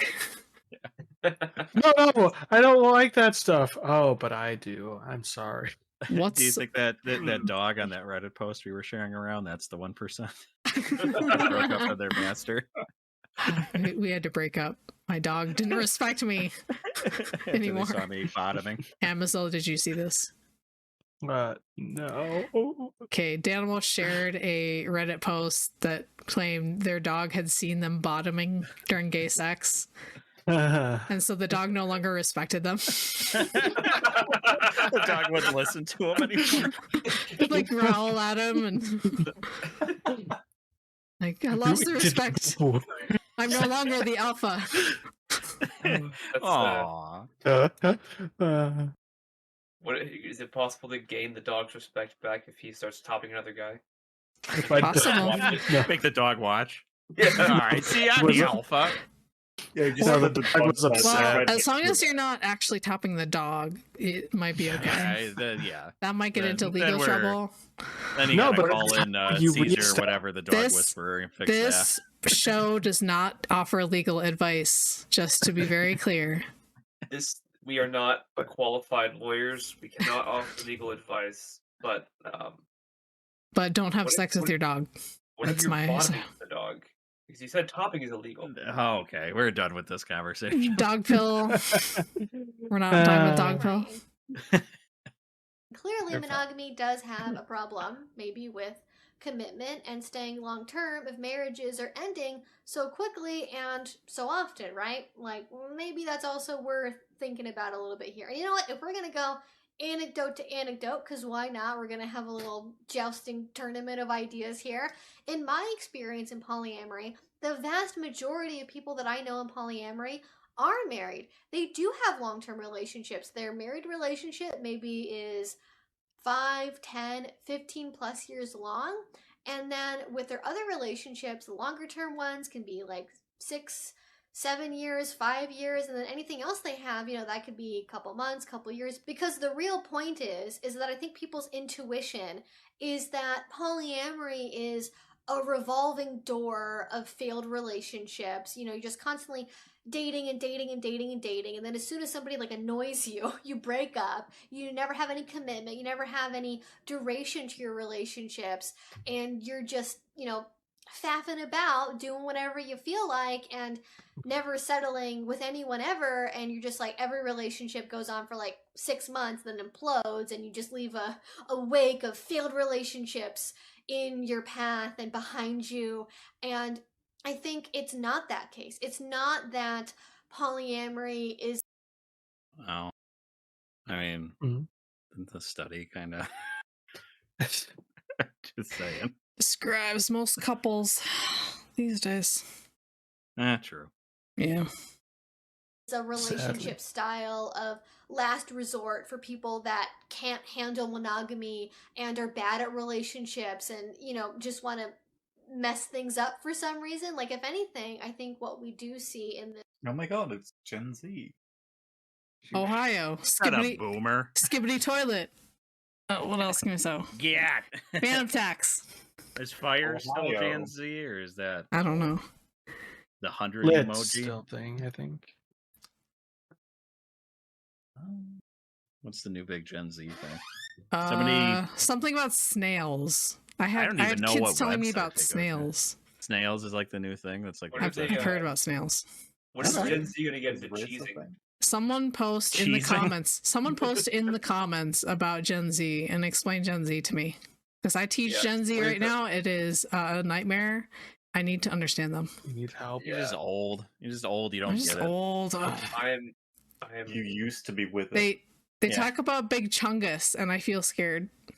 Well, that's I Big told HR Chungus. about it. That's like an ancient meme. That's still around. Big Chungus. The kids still It's talk been about around it. since, like 2019. Is Rage Faces still a No. thing? No, Yeah. No. Soy Jacks have Soy overtaken Jacks. that. Yeah, soy Yeah, jacks Soy are the Jacks new are the new rage. Rage Face. But yeah. Yeah. The troll face survived, though. The troll face survived. Out of all It the did, rage yeah. faces. The troll face kind of survived, yeah. Pepe's been going strong for years. Yeah, it overcame its racist Mhm. connotations and became itself, which Yeah. I think is good. Yeah. Because they're It's just like cute the- frog like the- drawings. They don't deserve that reputation. It's like who's like the meme Daryl Davis that reached out to Pepe and reformed Pepe. This admittedly limited evidence is that polyamory can actually last just as long as monogamy, if not longer. So that seems like a good sign to me. But you know what?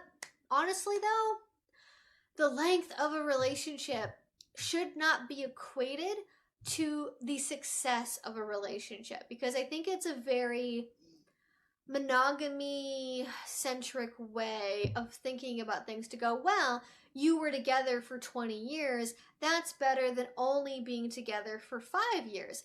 But that says nothing about the lived quality of the relationship. I don't know about y'all, I would way rather be in a relationship that is only gonna last for 5 years versus being with somebody for 20 and being miserable for 15 and just wishing I could get out, but not really having the social ability or the financial ability to leave that relationship, because then I'd be in a failed marriage, and that's Kind of like a self-fulfilling prophecy. If that's like, you know, probably shouldn't marry someone where you got those doubts, though.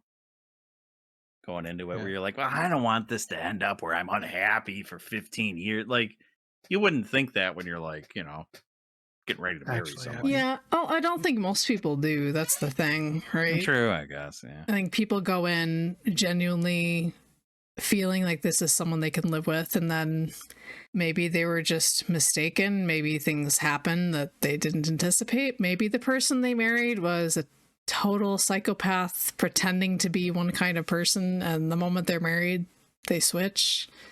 Yeah, I've definitely encountered that in some friend groups. People just up and leave. They're like, yep.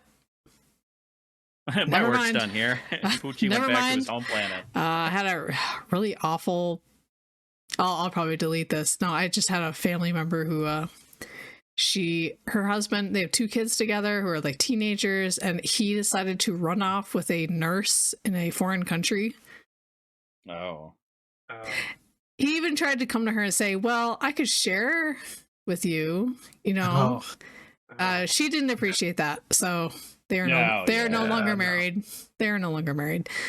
But it's like men will just do really weird, sudden things because they're chasing vagina, you know. Things happen. Yeah, they should really just all be gay. Yeah, that would solve it. Does weird things to them, man. It's true. But you know what would have saved it? If they were polyamorous. That's true. And I do appreciate that she's bringing up this idea of like quality over quantity, because that is something I was talking about earlier, and I could see poly as sort of a cope or like a bad relationship and you want to extend it, and so you just go poly because you were already kind of intending to sleep around anyway, or maybe your partner was already kind of intending to cheat, so this is just like the safe way to do it and keep the ball rolling, so to speak. Keep that number growing. Because as long as we agree to it, then it's okay. And that's kind of it's the magic spell. And I don't know, sometimes it might work and sometimes it might just be cope. Seed. Let's keep going. Let's roll. Says something about my personality or my ability to endure hardship. You know, marriage is forever. Marriage is a true commitment. You know, you can never break up. You know, there's a lot of people that endure the worst possible things in a relationship, in a marriage, because, well, if I leave, I'm a bad person. I didn't work hard enough. You know, it's my failure if I leave a relationship. I think that's like a really bad mindset to have. And in polyamory, you have a flexibility. I mean, if it's an abusive relationship or like it's an unhealthy relationship, yeah, but I think having that mindset a little bit is fine, because you should like take like responsibility for your role and be like, well, what am I doing to contribute to this situation that we're in the relationship, and examine that and be introspective. Like that's an okay feeling to have. Right? Yeah, to have a sense of responsibility to the relationship. Like that's what that is. Like you swore something in front of friends and family, presumably. You should do something. You should feel some obligation. But also, I don't know if in the extreme cases of domestic abuse and stuff, I don't know if polyamory would really help. You know? Well, isn't that? I mean, she said earlier that like you shouldn't do polyamory just to fix relationships. I do wonder, like, how often does abuse happen in polyamory? Yeah. That's another question that we probably just don't have data on, to be honest. All domestic abuse stats are just difficult. Yeah, domestic abuse stats are just hard already, but I think I do posit my earlier theory, like, it can be actually harder to untangle a bigger web if all these relationships are interconnected, and any interruption of the relationship could cause a whole wave of disrupted relationships. It could be really easy to shrink back and say, I'm just gonna suck it up. Yeah. Because I don't Well, want to I mess mean- it up for everybody else, you know? I mean, why do you think she's wearing so much makeup? Jesus. Oh, come on. First of all, she's kinky, so you know she consented to all of that. She walked into all of those doors voluntarily. Yeah, exactly. Some of them want to be abused. And some of them want to abuse you. Jamie, pull up the stats. No. Ability to be able to look at your relationships in a different way and realize I don't have to stay here. I can be with other people. I can have other relationships. And our current relationship model, if it isn't working, we can change it, right? Like if you're living together because that's what married people do, and then you discover you're really not good roommates and you get on each other's nerves to no end, you cannot be roommates anymore. You can live separately. You can live with other people. You can stay lovers because that really works for you all, but maybe living together doesn't. Or maybe, you know, the intimate part physically of your relationship isn't really. It's just like the way she's like describing marriage of just like, because that's what a marriage is, and like quotes, and just like, well, yeah, that is what a marriage is. Why are you scarequoting that? I don't think, you know what? The marriage rates have gone down, but like cohabitation has kind of taken up that gap. I think that's fine, because if it's people like this who like really don't like understand what a marriage is and like what kind of commitment you're making and like, you know, the give and take and where you're going to work together on making this thing work. Like if she doesn't really understand how those intimate details work together, maybe she shouldn't be getting married. You know, I think cohabitation's fine for her. Yeah. If a loving marriage is not annoying each other, it's kind of like, I don't know. Yeah, sometimes you annoy each other in marriages. Sometimes you have fights. Sometimes things change. And you got to work it out. That's what family bonds really should set you up for. Yeah. Is the understanding that people can get on your nerves, but you still love them and live with them.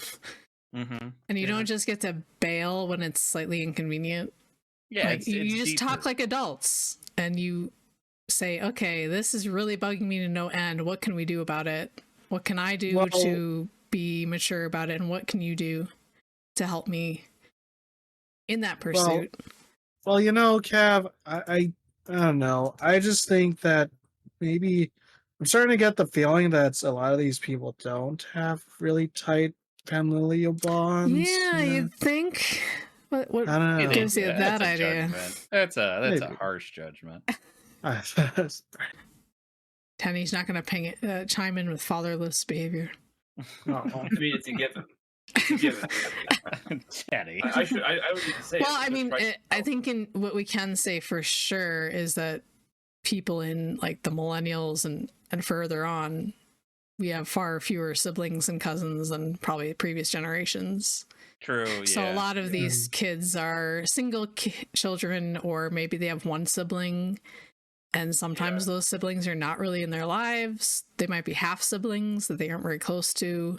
Yeah, especially if you got like an older sibling that's like when you're born, they're like already in like high school. And that happens like, a like, lot out the now, door. and that kind of sets you up for not appreciating the difficulty of living with people that aren't you anymore, but you stay having your romantic date nights and talk to each other about your days all the time and phone call each other constantly. Like, you can really refine and personalize what a relationship means when you leave that more monogamous context of like when you're married, you're best friends, you do everything together, you're each other's only source of emotional validation. I don't want us to miss this point, but she said if you're not sexually compatible, you can just go on date nights and hang out.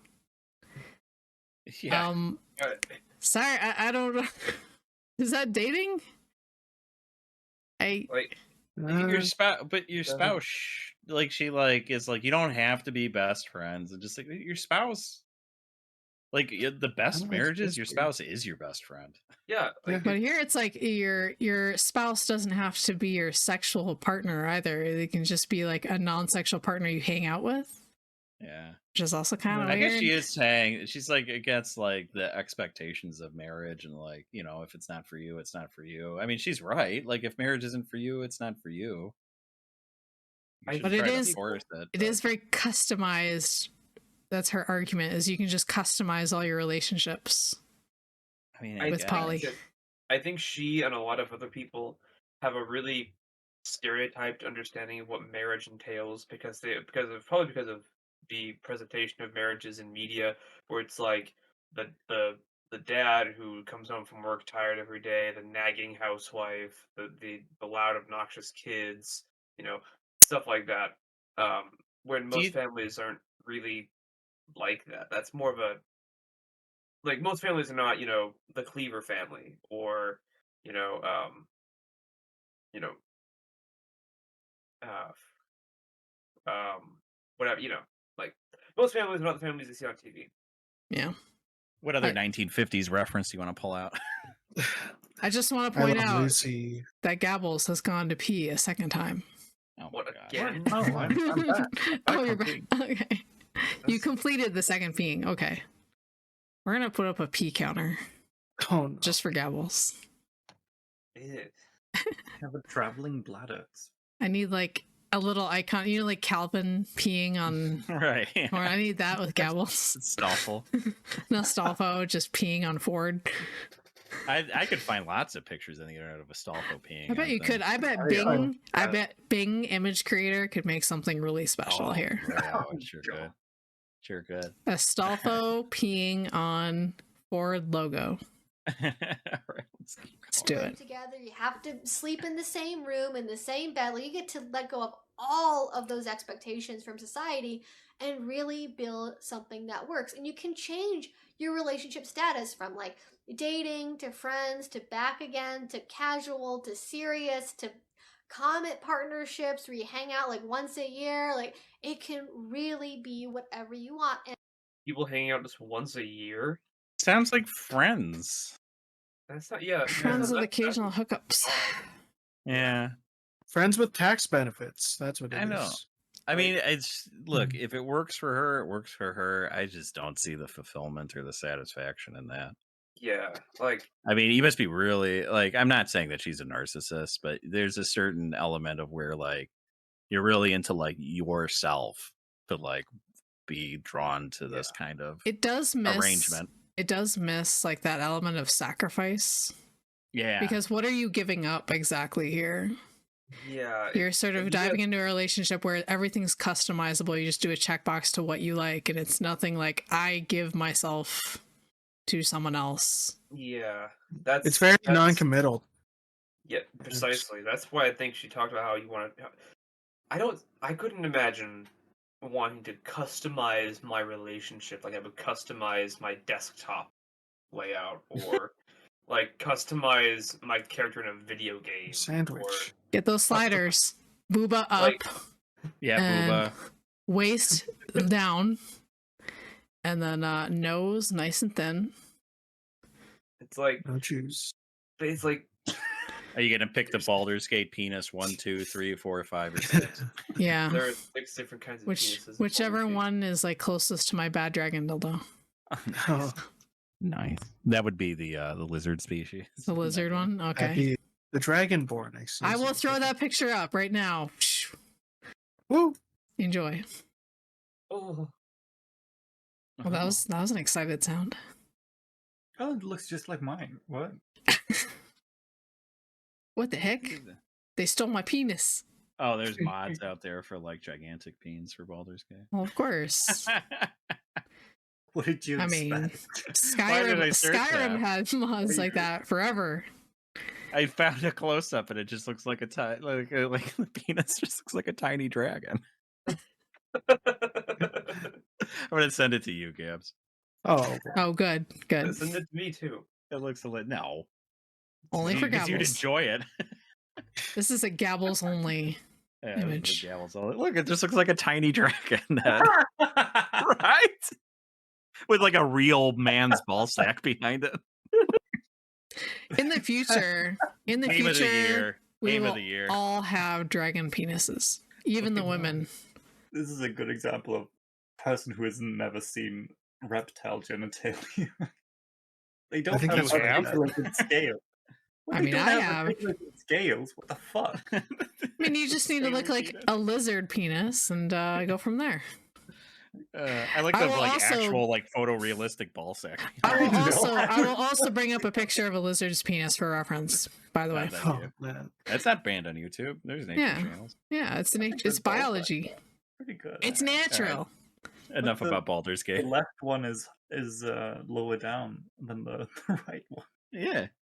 And I think I've said this also even with kink as well, where flexibility in a relationship With cake? allows it to be Kink. more sustainable. So Oh. with that in mind, Did you get excited for a second? Yeah, I was like, what? Cake? I want cake. Can I have cake? Thought about Matilda. Keep hearing all these things from the cake community. What is You know, they're bakers. They like experimenting with gotta that. get Food Channel again. It sounds like it got way more interesting. red velvet kink? What the hell is that? There should be just kinks named after cake flavors. They already got vanilla. Oh, yeah. Give me some red velvet. I don't want to know about chocolate kink. Some German cake. Yeah.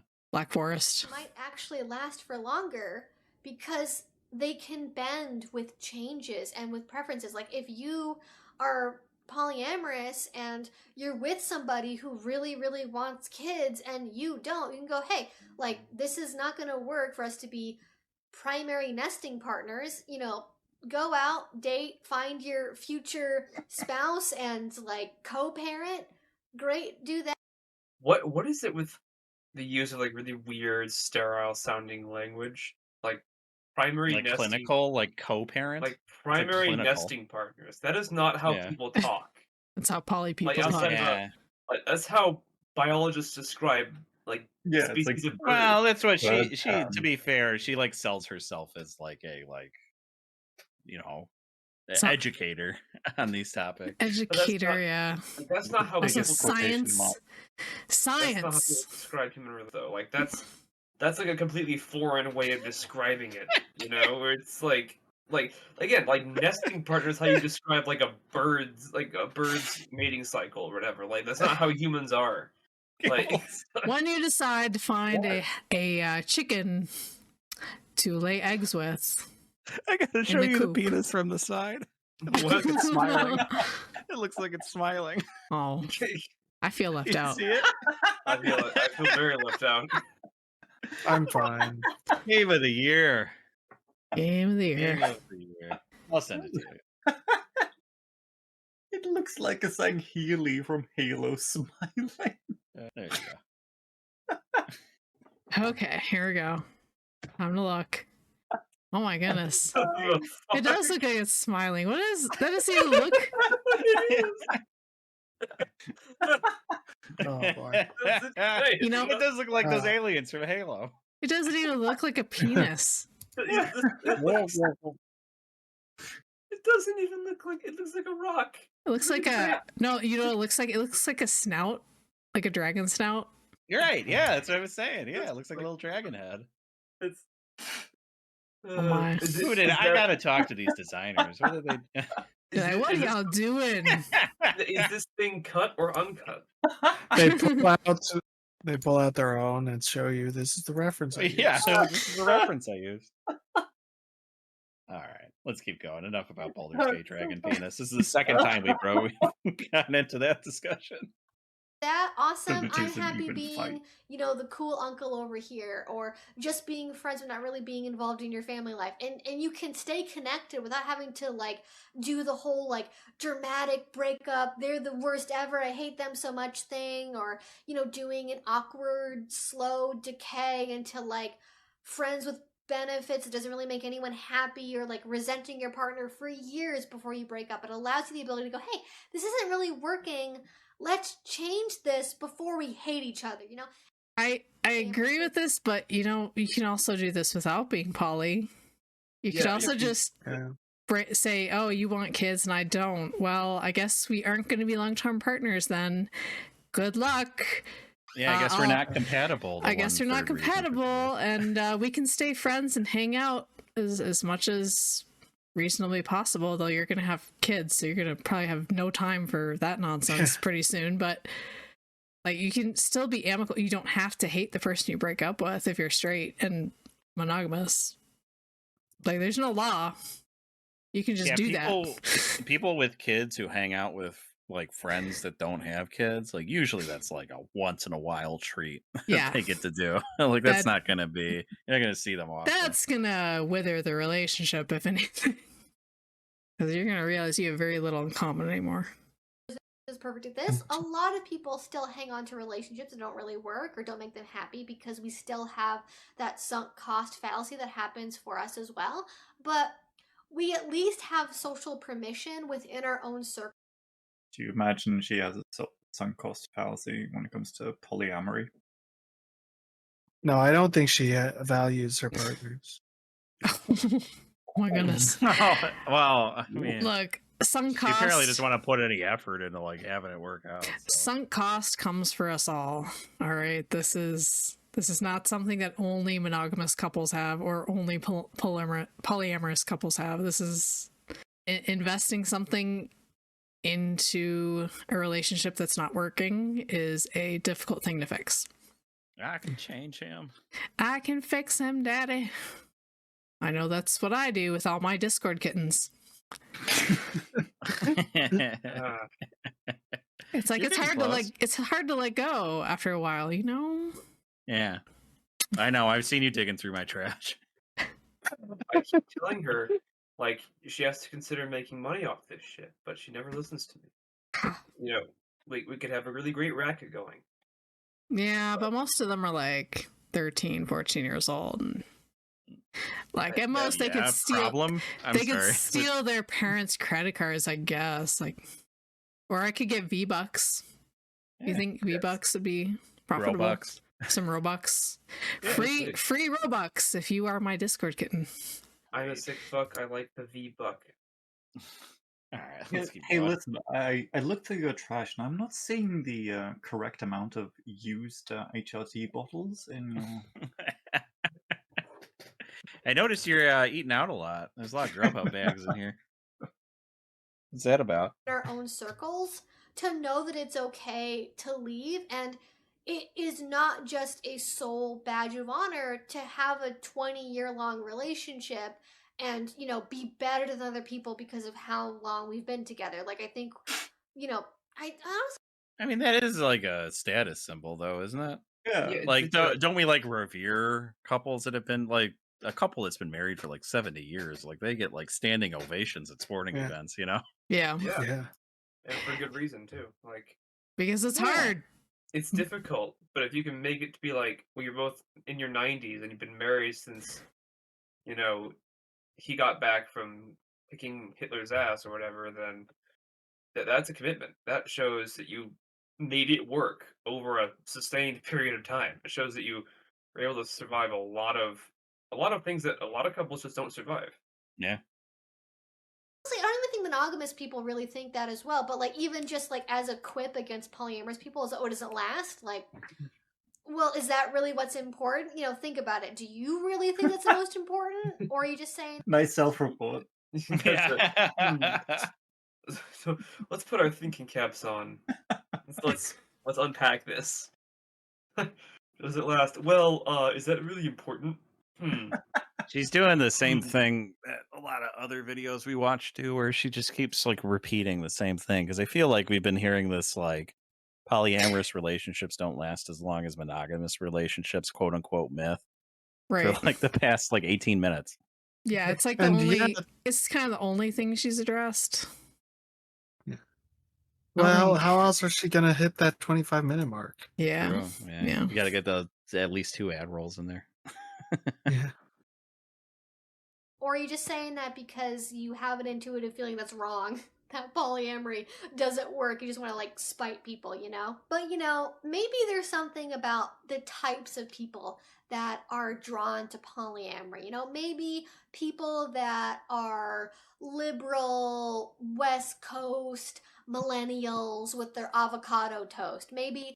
Well, slow down there, Matt Walsh. She's making all her jokes for her. Yeah, hey. Latte sipping, NPR listening. Hold on, what else can I say? Are there a lot of polyamorous couples in like Montana? Although maybe there are. Does Montana have a lot of like Branch Davidian style cults? Maybe there are a lot of polyamorous people there. Who knows? Yeah, wait. Does David Koresh count as like a polyamory person? I don't know if they were a polyamorous thing. There's he was fucking all of them. There's definitely polyamorous cults because Jim Jones was fucking all of them, wasn't he? Well, I mean, what's the point of having a cult if you couldn't fuck your followers? Here's the two strategies for cults are either like total prohibition of sex or like near close to total prohibition or just free for all. Yeah. I mean, there's like Heaven's Gate where they cut their balls off.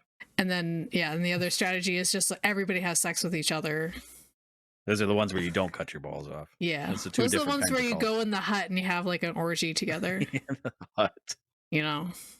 Is it a red flag that like for monogamous relationships, like the most famous ones are like just people who are just really old together, and like the most famous polycules are just like sex death cults? Like the Branch Davidian. Yeah. And this polycule has been together sustaining for 20 years, and everyone stands up and claps. Yeah, at the baseball game. I'm just waiting for like a political campaign to turn into a polycule, like if Ted Cruz went for president again. Oh, who's our first? When are we going to have our first poly president? And how would you refer to like the first lady, the first man, the first lady? Like they would have to rank them. It would have to be the first, the second, the third. It's gonna be Ted Cruz. I just got a feeling. Ted Cruz. Like he's going up to his campaign staffers and like, honey, it's time for a TED talk. Or not the first poly president, but when do you think someone's poly past will be an issue? It's probably already happened. Like, let's be real. Probably Bill Clinton. Bill Clinton. Wait, what are you talking about? JFK was in a polycule. True. That's true. Yeah. With everyone, Our him first and Robert, poly president. And what a proud Maryland. A proud history that left behind. I'm still holding out for our first furry president. They're all polyamorous and they're destroying relationships because they don't ever have any sense of commitment, and they're doing it to save money on renting a 1-bedroom apartment in San Francisco. You know, as the joke goes, monogamy in this economy? I mean, yeah, I don't think so. But actually, it turns out we do have some research about monogamy in this economy. What? You gotta be banging at least 3 dudes so that you can share rent. Come on, Gabbles, get with the program. Yeah, look, you gotta have a polyamorous relationship with your landlord. It's what keeps the rent down. With your landlord. I mean, my trick to keeping rent down is just firing a gun into the parking lot at 4 a.m. Yeah, there you go. Yeah, just randomly firing, popping a shot off in the air, just to keep all the property values down around you. Nobody. Yeah, you got to do it a different day of the month every month. Like I learned that the hard way. Yeah. Nobody expects the one white guy in the apartment complex. Jesus, that is the culture we live in. Just put down an African American on your racism contract. Here's your PSA that racism is bad. I agree with that. Put up the Steven Universe Club. Don't be racist. People that do polyamory. For example, there was a great article that was done with the Kinsey Institute at Indiana University that talked about this, and it was very revealing. So, for example, about 10% of people have been involved in polyamory, and almost 17% are interested in it, which I think is a lot higher than I was initially assuming. But the article goes on to talk about how, quote, contrary... Wait a minute, are these like college kids? All studies are college kids. Yeah, true. Of course, like a 19-year-old's gonna be interested in like, what? I could have I could be banging like 8 people. Yeah, of course I'm interested. What? So you can get double the pussy. I'm not gonna trust the opinion of a 19-year-old on fucking relationships. Someone who hasn't encountered the concept of nagging yet. Right. Contrary to popular belief and media stereotypes, both these studies found that there isn't a particular type of person who has engaged in consensual non-monogamy. Both studies found consistency across categories of religion, race, ethnicity, political affiliation, geographic location, and income. Polyamorous were as likely to be Republican or Democrat, poor or wealthy, white or black, on the coast or in the middle of the country. One significant finding of the 2021 study was that of people who were not personally interested in polyamory, only 1 in 7 indicated they respected people who engaged in polyamory. That is, the majority of people who are not in these types of relationships or aren't interested in them disrespect or have negative perceptions about those who are. Gotta throw up the homophobic dog right now. We're the 6 and 7 that disrespect. Disrespect. Out of your way to disrespect polyamorous people. Oh, see, is it disrespect? Just erroneous, like making fun of it? Is it? I guess it's disrespectful. That's disrespectful. Yeah, the erroneous views of polyamory as immoral. Okay, I don't know how you would document an erroneous view of something as immoral, but whatever. Harmful to children. I mean, I think the stats are probably not in your favor there. Low in relationship quality, who knows? But and a source of sexually transmitted infections. I don't know about that one. I mean, low in relationship quality. Well, it's high in relationship quantity. Yeah, I mean, what's the STIs they're tracking? Because if they're tracking like HPV or chlamydia, I mean that's like fucking like 60% of the population. When you're take those out, what's the other ones? I mean, when you don't know who the father of your kid is, and the kid also has congenital syphilis. Look, some people collect STIs like Pokemon, and it's not your place to judge because they're all treatable. You can just get on. What if you just have like a Pokedex, but you scan your partner's genitalia with it, and it tells you what kind of STD they have? I don't even think most people know like how to test for STIs. Because they don't do like because like there's people that'll go and get tested, be like, yeah, I got tested, and just like people what did you get tested? Like, what was the test? Did you get blood work done? Because that's gonna because you can't test for all of them unless you get blood work done. Look, people are retarded, and I think we all know this. Yeah. There needs to be better education on STIs in school. You get syphilis because you're in a polycule. I get syphilis because it inspires me to write better poetry. You're not the same. This is not a new finding. Previous research has documented erroneous views of polyamory as immoral, harmful to children, low in relationship quality, and a source of the spread of sexually transmitted infections and other negative associations. And that brings us back to the top of this tweet, right? You know, I saved my boyfriend from these people. Really giving up the game there, huh? And you know, it's probably just a joke and they're being hyperbolic for the sake of having a hit tweet, you know, as we all do from time to time. But I think underneath that, I don't know if like 6,000 views is a hit tweet. Twitter. It's like a Twitter view is like, so what even is a Twitter view? What's the insinuation between these people? I think that these people would be polyamorous people, right? Like, is that supposed to be the further dog whistle? Or I don't think it's a secret who she's talking about, so I'm not sure about that. She's talking about really giving up the game there. Like, no, she's literally just saying it. She's just saying it. You don't have to interpret it. Yeah, it's pretty straightforward. It's pretty clear. It's pretty evident what she means. The Jews. Wait, was that not what we were talking about? Sorry. That's what this whole podcast is about. That's true. there is a core belief of I am better than somebody who is polyamorous. Polyamorous people are bad, untrustworthy, or don't have good relationships, and based. I have trouble believing they're not one of the 6 out of 7 people that don't respect polyamory or don't respect people who do polyamory. What does respect mean there? Like, I have to honor it? I mean, it's a thing. Like I said, if it's your thing, it's your thing. Whatever. Well, based on how it was phrased, I'm guessing they have certain beliefs about it. Like an aversion to it. Like, it's immoral, it's harmful to children, it's those sorts of statements.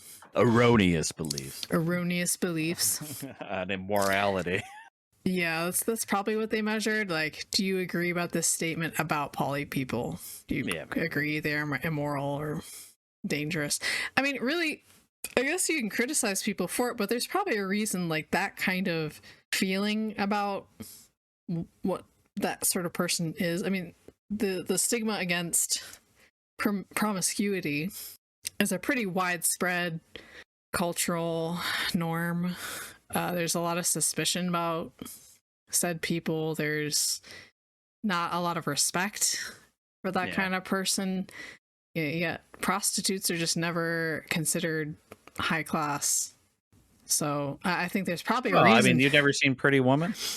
There's just probably a reason there is a cultural stigma, probably because different cultures have encountered this kind of dynamic and have seen negative effects of it.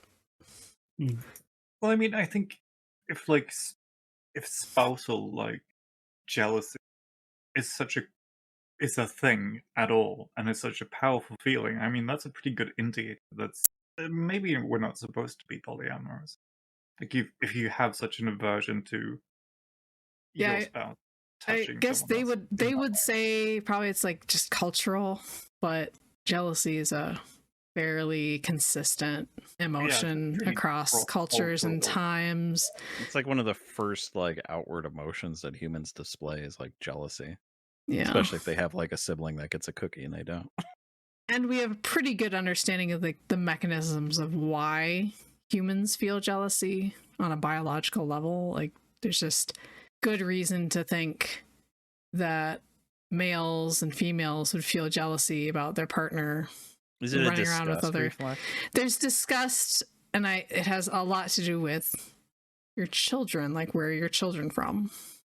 And so when you have a partner who is not trustworthy, who is cheating on you or sleeping with someone else, you know, they're gonna have children with someone else. That makes them less likely to come back. They might. My children are from Cambodia. We bought them. Your female partner might get pregnant by another guy, and that's like a whole huge disaster in itself, because it's so costly to have children in the first place, and she went and had someone else's kid when you've been probably investing a lot of time and effort into this person. So I think just even mechanically, we have a pretty good groundwork of why it would be that we are jealous. So, yeah, it seems like wishful thinking. Yeah, and so when you say something like, I saved my boyfriend from these people, I don't know what their relationship is like. I get the sense that oftentimes that kind of sentiment comes from a monogamous person who does what we call cowgirling someone or cowboying them. Oh, hey, we're not talking about positions here. I don't know why you're making presumptive sexual things. Nothing wrong. They're the dommy mommy of the relationship. She's got a 101 Dommy Mommy video. She also has a video where she goes after Blair White.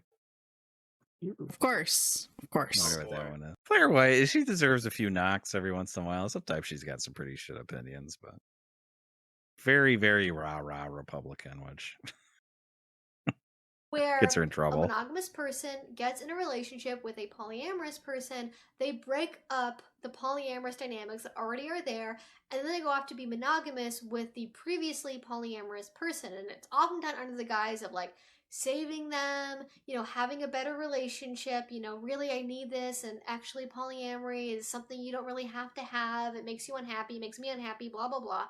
And they take someone out of polyamory for their own selfish reason of wanting that person. Like, how selfish. How selfish. Babe, stop sleeping around. Oh, don't stop me. I'm a polyamorous free bird. I need to fly. Why are you caging me?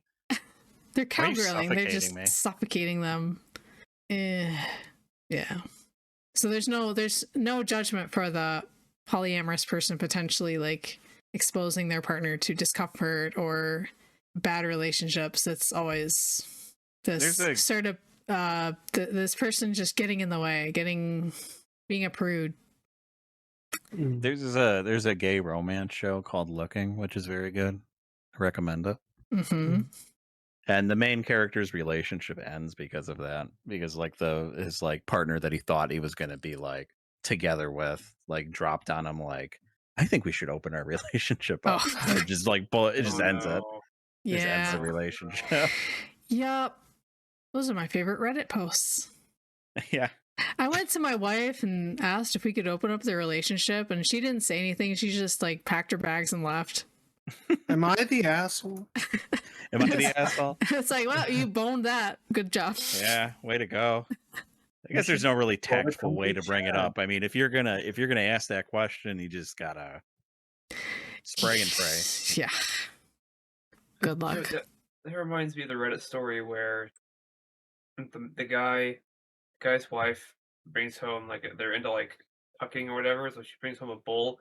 Then the guy and the bull start having sex, and they end up leaving the wife, and now they're just in a loving gay relationship. Oh no! Which is the good ending, really. It's like a Hallmark movie. That one. It's like a Hallmark movie. Yeah, it's like a Hallmark Christmas movie. I could see that coming out. That's very similar to the 4chan post I saw the other day, which is some chick asked me out and said she was in an open relationship, and I was like, nah. But then I met her boyfriend and we slept with each other, and now she's mad at me? Why? I thought it was an open relationship. Here are the stats. Like, the vast majority of people are monogamous. If you want a monogamous person, date a monogamous person. Again, I don't know if that happened here, but that's one really common way of doing it. It could also be somebody who was polyamorous, totally single, starts dating a monogamous person, and then they get into it and go, you know what, I'm not going to date anyone else. We're just going to be monogamous, and they feel okay about that. And I genuinely hope that whoever this boyfriend is, they're happy being monogamous, because oftentimes for the polyamorous person, being trapped in a monogamous relationship with somebody who strongly dislikes polyamory to boot, it leads to resentment, it leads to anger and frustration, and oftentimes, some poly people are okay being monogamous or polyamorous. They are totally happy to do whatever, and oftentimes, though, they are not happy. And yeah, let him sleep around, you prudish bitch. I mean, he could advocate for himself. Like, she's like making so much presumptions here. Like, she's like smothering him. She's like keeping him on a chain. Like, what? He can't advocate for himself or what he wants in a relationship? Jesus Christ! You can just break up with her and be like, "I want to sleep around. Bye." Yeah, be like, "Sorry." It's either he has a. I mean, he's polyamorous. He could get like 3 more girlfriends. Can you imagine having this kind of smothering relationship times 3 because you're in a polyamory relationship? Oh man, it's the square cube law. No, not at all. Cut that joke out. Yeah, shame him. And it eventually boils over, and it's kind of gross to talk about polyamory this way. Is like if somebody that your boyfriend had to be saved from those dang polyamorous and all of their wicked, evil ways, right? Like, how dare they just have open, consenting relationships with other people they're compatible with? That I don't know if it's a lot of how dare you. It's more just like, okay, I mean, if that's your relationship. Yeah, if that's what you want to do. Like, ew, but okay. I mean, you gotta be. I could interpret the tweet a third way. Rather than I saved my BF from these people. I mean, it could be he was dabbling in looking at polyamorous content. It was like, hey, babe, let's open up the relationship. And she's like, nah, we're cutting this offer right now. Just like dragging him back. Like, no, we're not going down that. So it could be no one was polyamorous at any point. Maybe he was just interested. Maybe he was just. Or maybe he met some polyamorous people who were trying to convince him to join in. Like, I could see that happening. Yeah, they also were from this place called something Davidians. I don't know. Oh yeah, I think I heard of that. That's like a nightclub, right? Yeah. This one guy named Muhammad walked up to us at the restaurant that day. Said, And they all went off to Dubai. Mm-hmm. So that. By the way, did you see that huge Halloween drone skeleton in Dubai? Yeah, I saw. That was I did not. Cool. I'll have to look- really years ahead of us. I'll The have to West look is that up. over. The West is over, guys. West is over. Is it like that TikTok of what would you do when it's a giant skeleton stepping on the city? Yeah. Listen, it really distracts from all the slave labor that. Yeah. What are you talking about? all the white slavery. It's fine. What are you talking about? That is for the slaves, so True. that they know that they are underfoot. They have the power to make a giant skeleton that will crush you if you so dare even think of rising up against us. It's effective. It's scary to think what the South could have done with that technology. That's true. Know what they're getting into and want to be there. I mean, isn't it just the worst? And I feel I've been a little bit jokingly condescending in this video, and I don't mean to be. I just this is how I cope, I guess. Like, I don't think if you're monogamous. Wow. Yeah. You're Yeah. She put her cards on the table. I respect You that. said it, not me. You're wrong, your relationship style is wrong or bad or lesser. I genuinely, deeply in my heart believe that you should pick what relationship style works for you, what makes you happy. Just stop putting other people down, okay? Okay, that should really be it. I think. Yeah, but then we wouldn't have It content. will be So it because that's the end of the video. Who on you? Thank Sorry. you all so much for watching. I would love to know your thoughts in a comment down below, especially if you are also polyamorous. What do you think about Comments? this? There's a Also, comment feel comfortable section. sharing You how could have been long writing you these live on this down. relationship. Fuck, If what you are we personally doing would here? love to have What's just the some more comment anecdotes section? out there, because Ugh. apparently that's what we use these days and not actual science. So let's go with that. With that being said, though, if you did enjoy this and you're not already, please do subscribe. I make videos twice a week about all sorts of different kink, BDSM, relationship, dating related topics. And finally, if you want to support what I do, the best way you can do that is with Patreon. A link to that will be down below. If you do already support me there, thank you so much. It means the absolute world to me. And until I see you all next time, I hope you have a great rest of your day and a great rest of your week. Bye-bye. Well, bye-bye. Bye-bye, Tim Burton character. All right. Oh God, what the fuck are these cartoons? Wait a minute, what the fuck does this thumbnail say? Okay, so the title of the video is 50 Shades Was Good, actually. Reading your BDSM hot takes #3. And one of the things in the thumbnail says, sissies are a problem. Sissies are a Oh, I can problem. I imagine where agree. Sissies, get the Have wall. Have you guys seen the latest compass chart that just dropped? Oh, is that the top bottom With it, dom and sub chart? Yeah. Like the biggest thing that stood out to me is like they have Wendigoon as a sub bottom. Like, how dare you? Number one. Yeah, I know. That man is extraordinarily wholesome. I will not tolerate this. And It's then just wants to true. make videos about horror content. You leave him alone. They said YouTubers, but I didn't see Kentucky Ballistics on there. I didn't see Ian from Forgotten Weapons on there. First off, Ian from Forgotten Weapons is obviously a giver, right? A what? A giver? Yes. Oh, yeah. He is. That man knows how to make love. Oh, absolutely. He would change that. That would probably, like, making love with Ian from Forgotten Weapons. That's like a new chapter opening into your life. That probably changes your life. Dude, have you seen his fingers work in disassembling a fucking gun? All right, that man knows his way around. You would follow that man to the ends of the earth. I'm sure. Yeah, he can. He is Gun Jesus. Cobb, do you ever fantasize about Ian from Forgotten Weapons? Ian McCollum? No, I've not watched much of his content. I love how Mike. I think Rich, I've seen and one or Jake two of from them. the media are all in 3 different quadrants. Yeah. Well, yes, of course. Of course they are. How Rich is the top. Is the very top.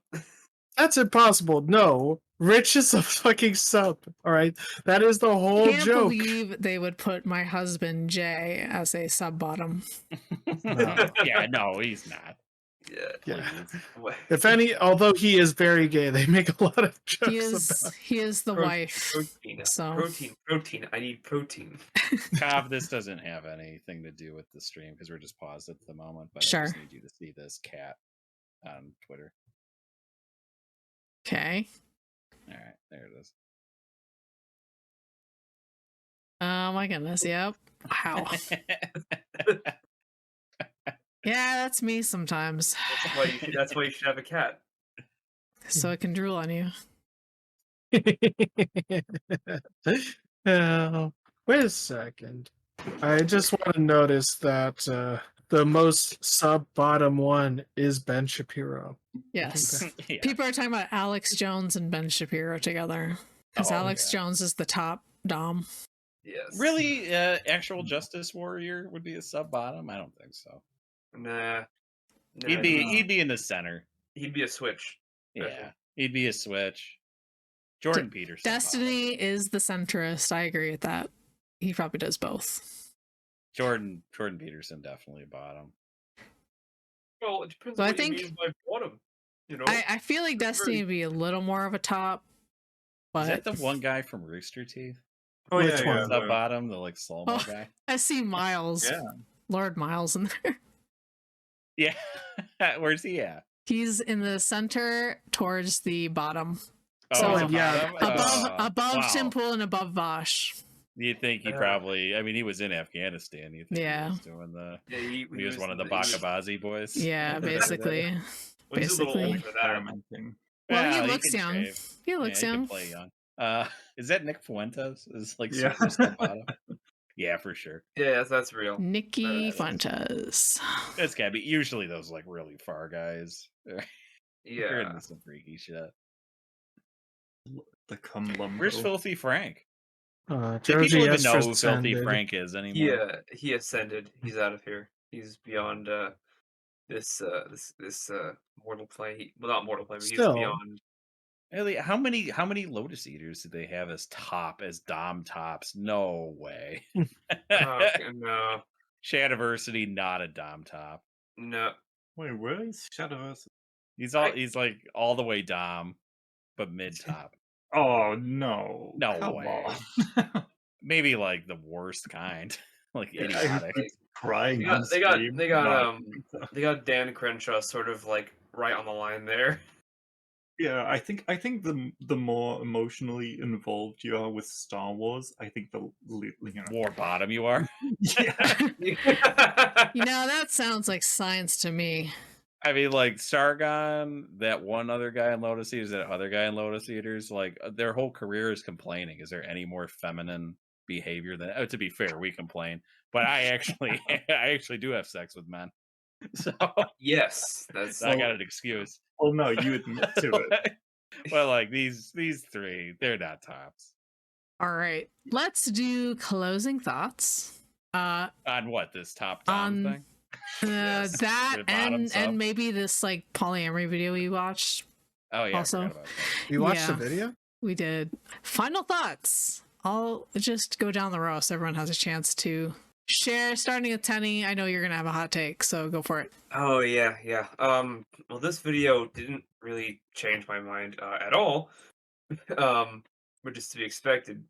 But there were just a lot of really weird things said about polyamory and how it never lasts. But like, the truth is, people are just kind of generally sort of wired to be with another person. It might work for like a few people, but it just doesn't work for the majority of people throughout time. And if you're interested in polyamory, reconsider. Nice. That's all I'm saying. There I you mean, go. Yeah, you gotta really think about it. Yeah. Gabbles. To sum up, I think if you look at a Venn diagram of people who are diagnosed with BPD, sociopathy, and people who are polyamorous, I think if you take a nice look at it, it actually is just Why? not even a Venn diagram anymore. It's just a circle. Yeah. Yes. Animal. I mean, obviously it works for some people, but I just like all these like videos defending it, like explaining it, like that is I haven't, even though I'm like accepting of it, it's just like, yeah, it works for some people, fine. It's what none of these videos are like convince me further on that. Like they all kind of suck. Just like there's just own it. Just be like, yeah, there's more inherent risks of polyamorous relationships going wrong, and I think probably people should be aware of like the more increased risks in polyamorous relationships before they engage in one, and that's about it. You know, I think that would be a responsible way of going about it and a truthful way of going about it, instead of like this, like, you know, you're on the back foot and you got to defend it and act like you're like, oh, so this is so hard and persecuting and stuff. Although she didn't really do that, but gotta go down the cook. I will say I didn't hate the video. I fundamentally disagree with polyamory as a strategy. I don't think the social science is really in on it. I mean, as she said, this is very early studies, very small studies, not longitudinal, not, you know, probably heavily peer reviewed or replicated. So there's a lot we don't know, and I have a lot of questions about it. It seems to me inherently that it has to have more risk, because just fundamentally you have more people involved, and I think the more people you involve, the more risk there is, and I think that's just as intuitive as you get.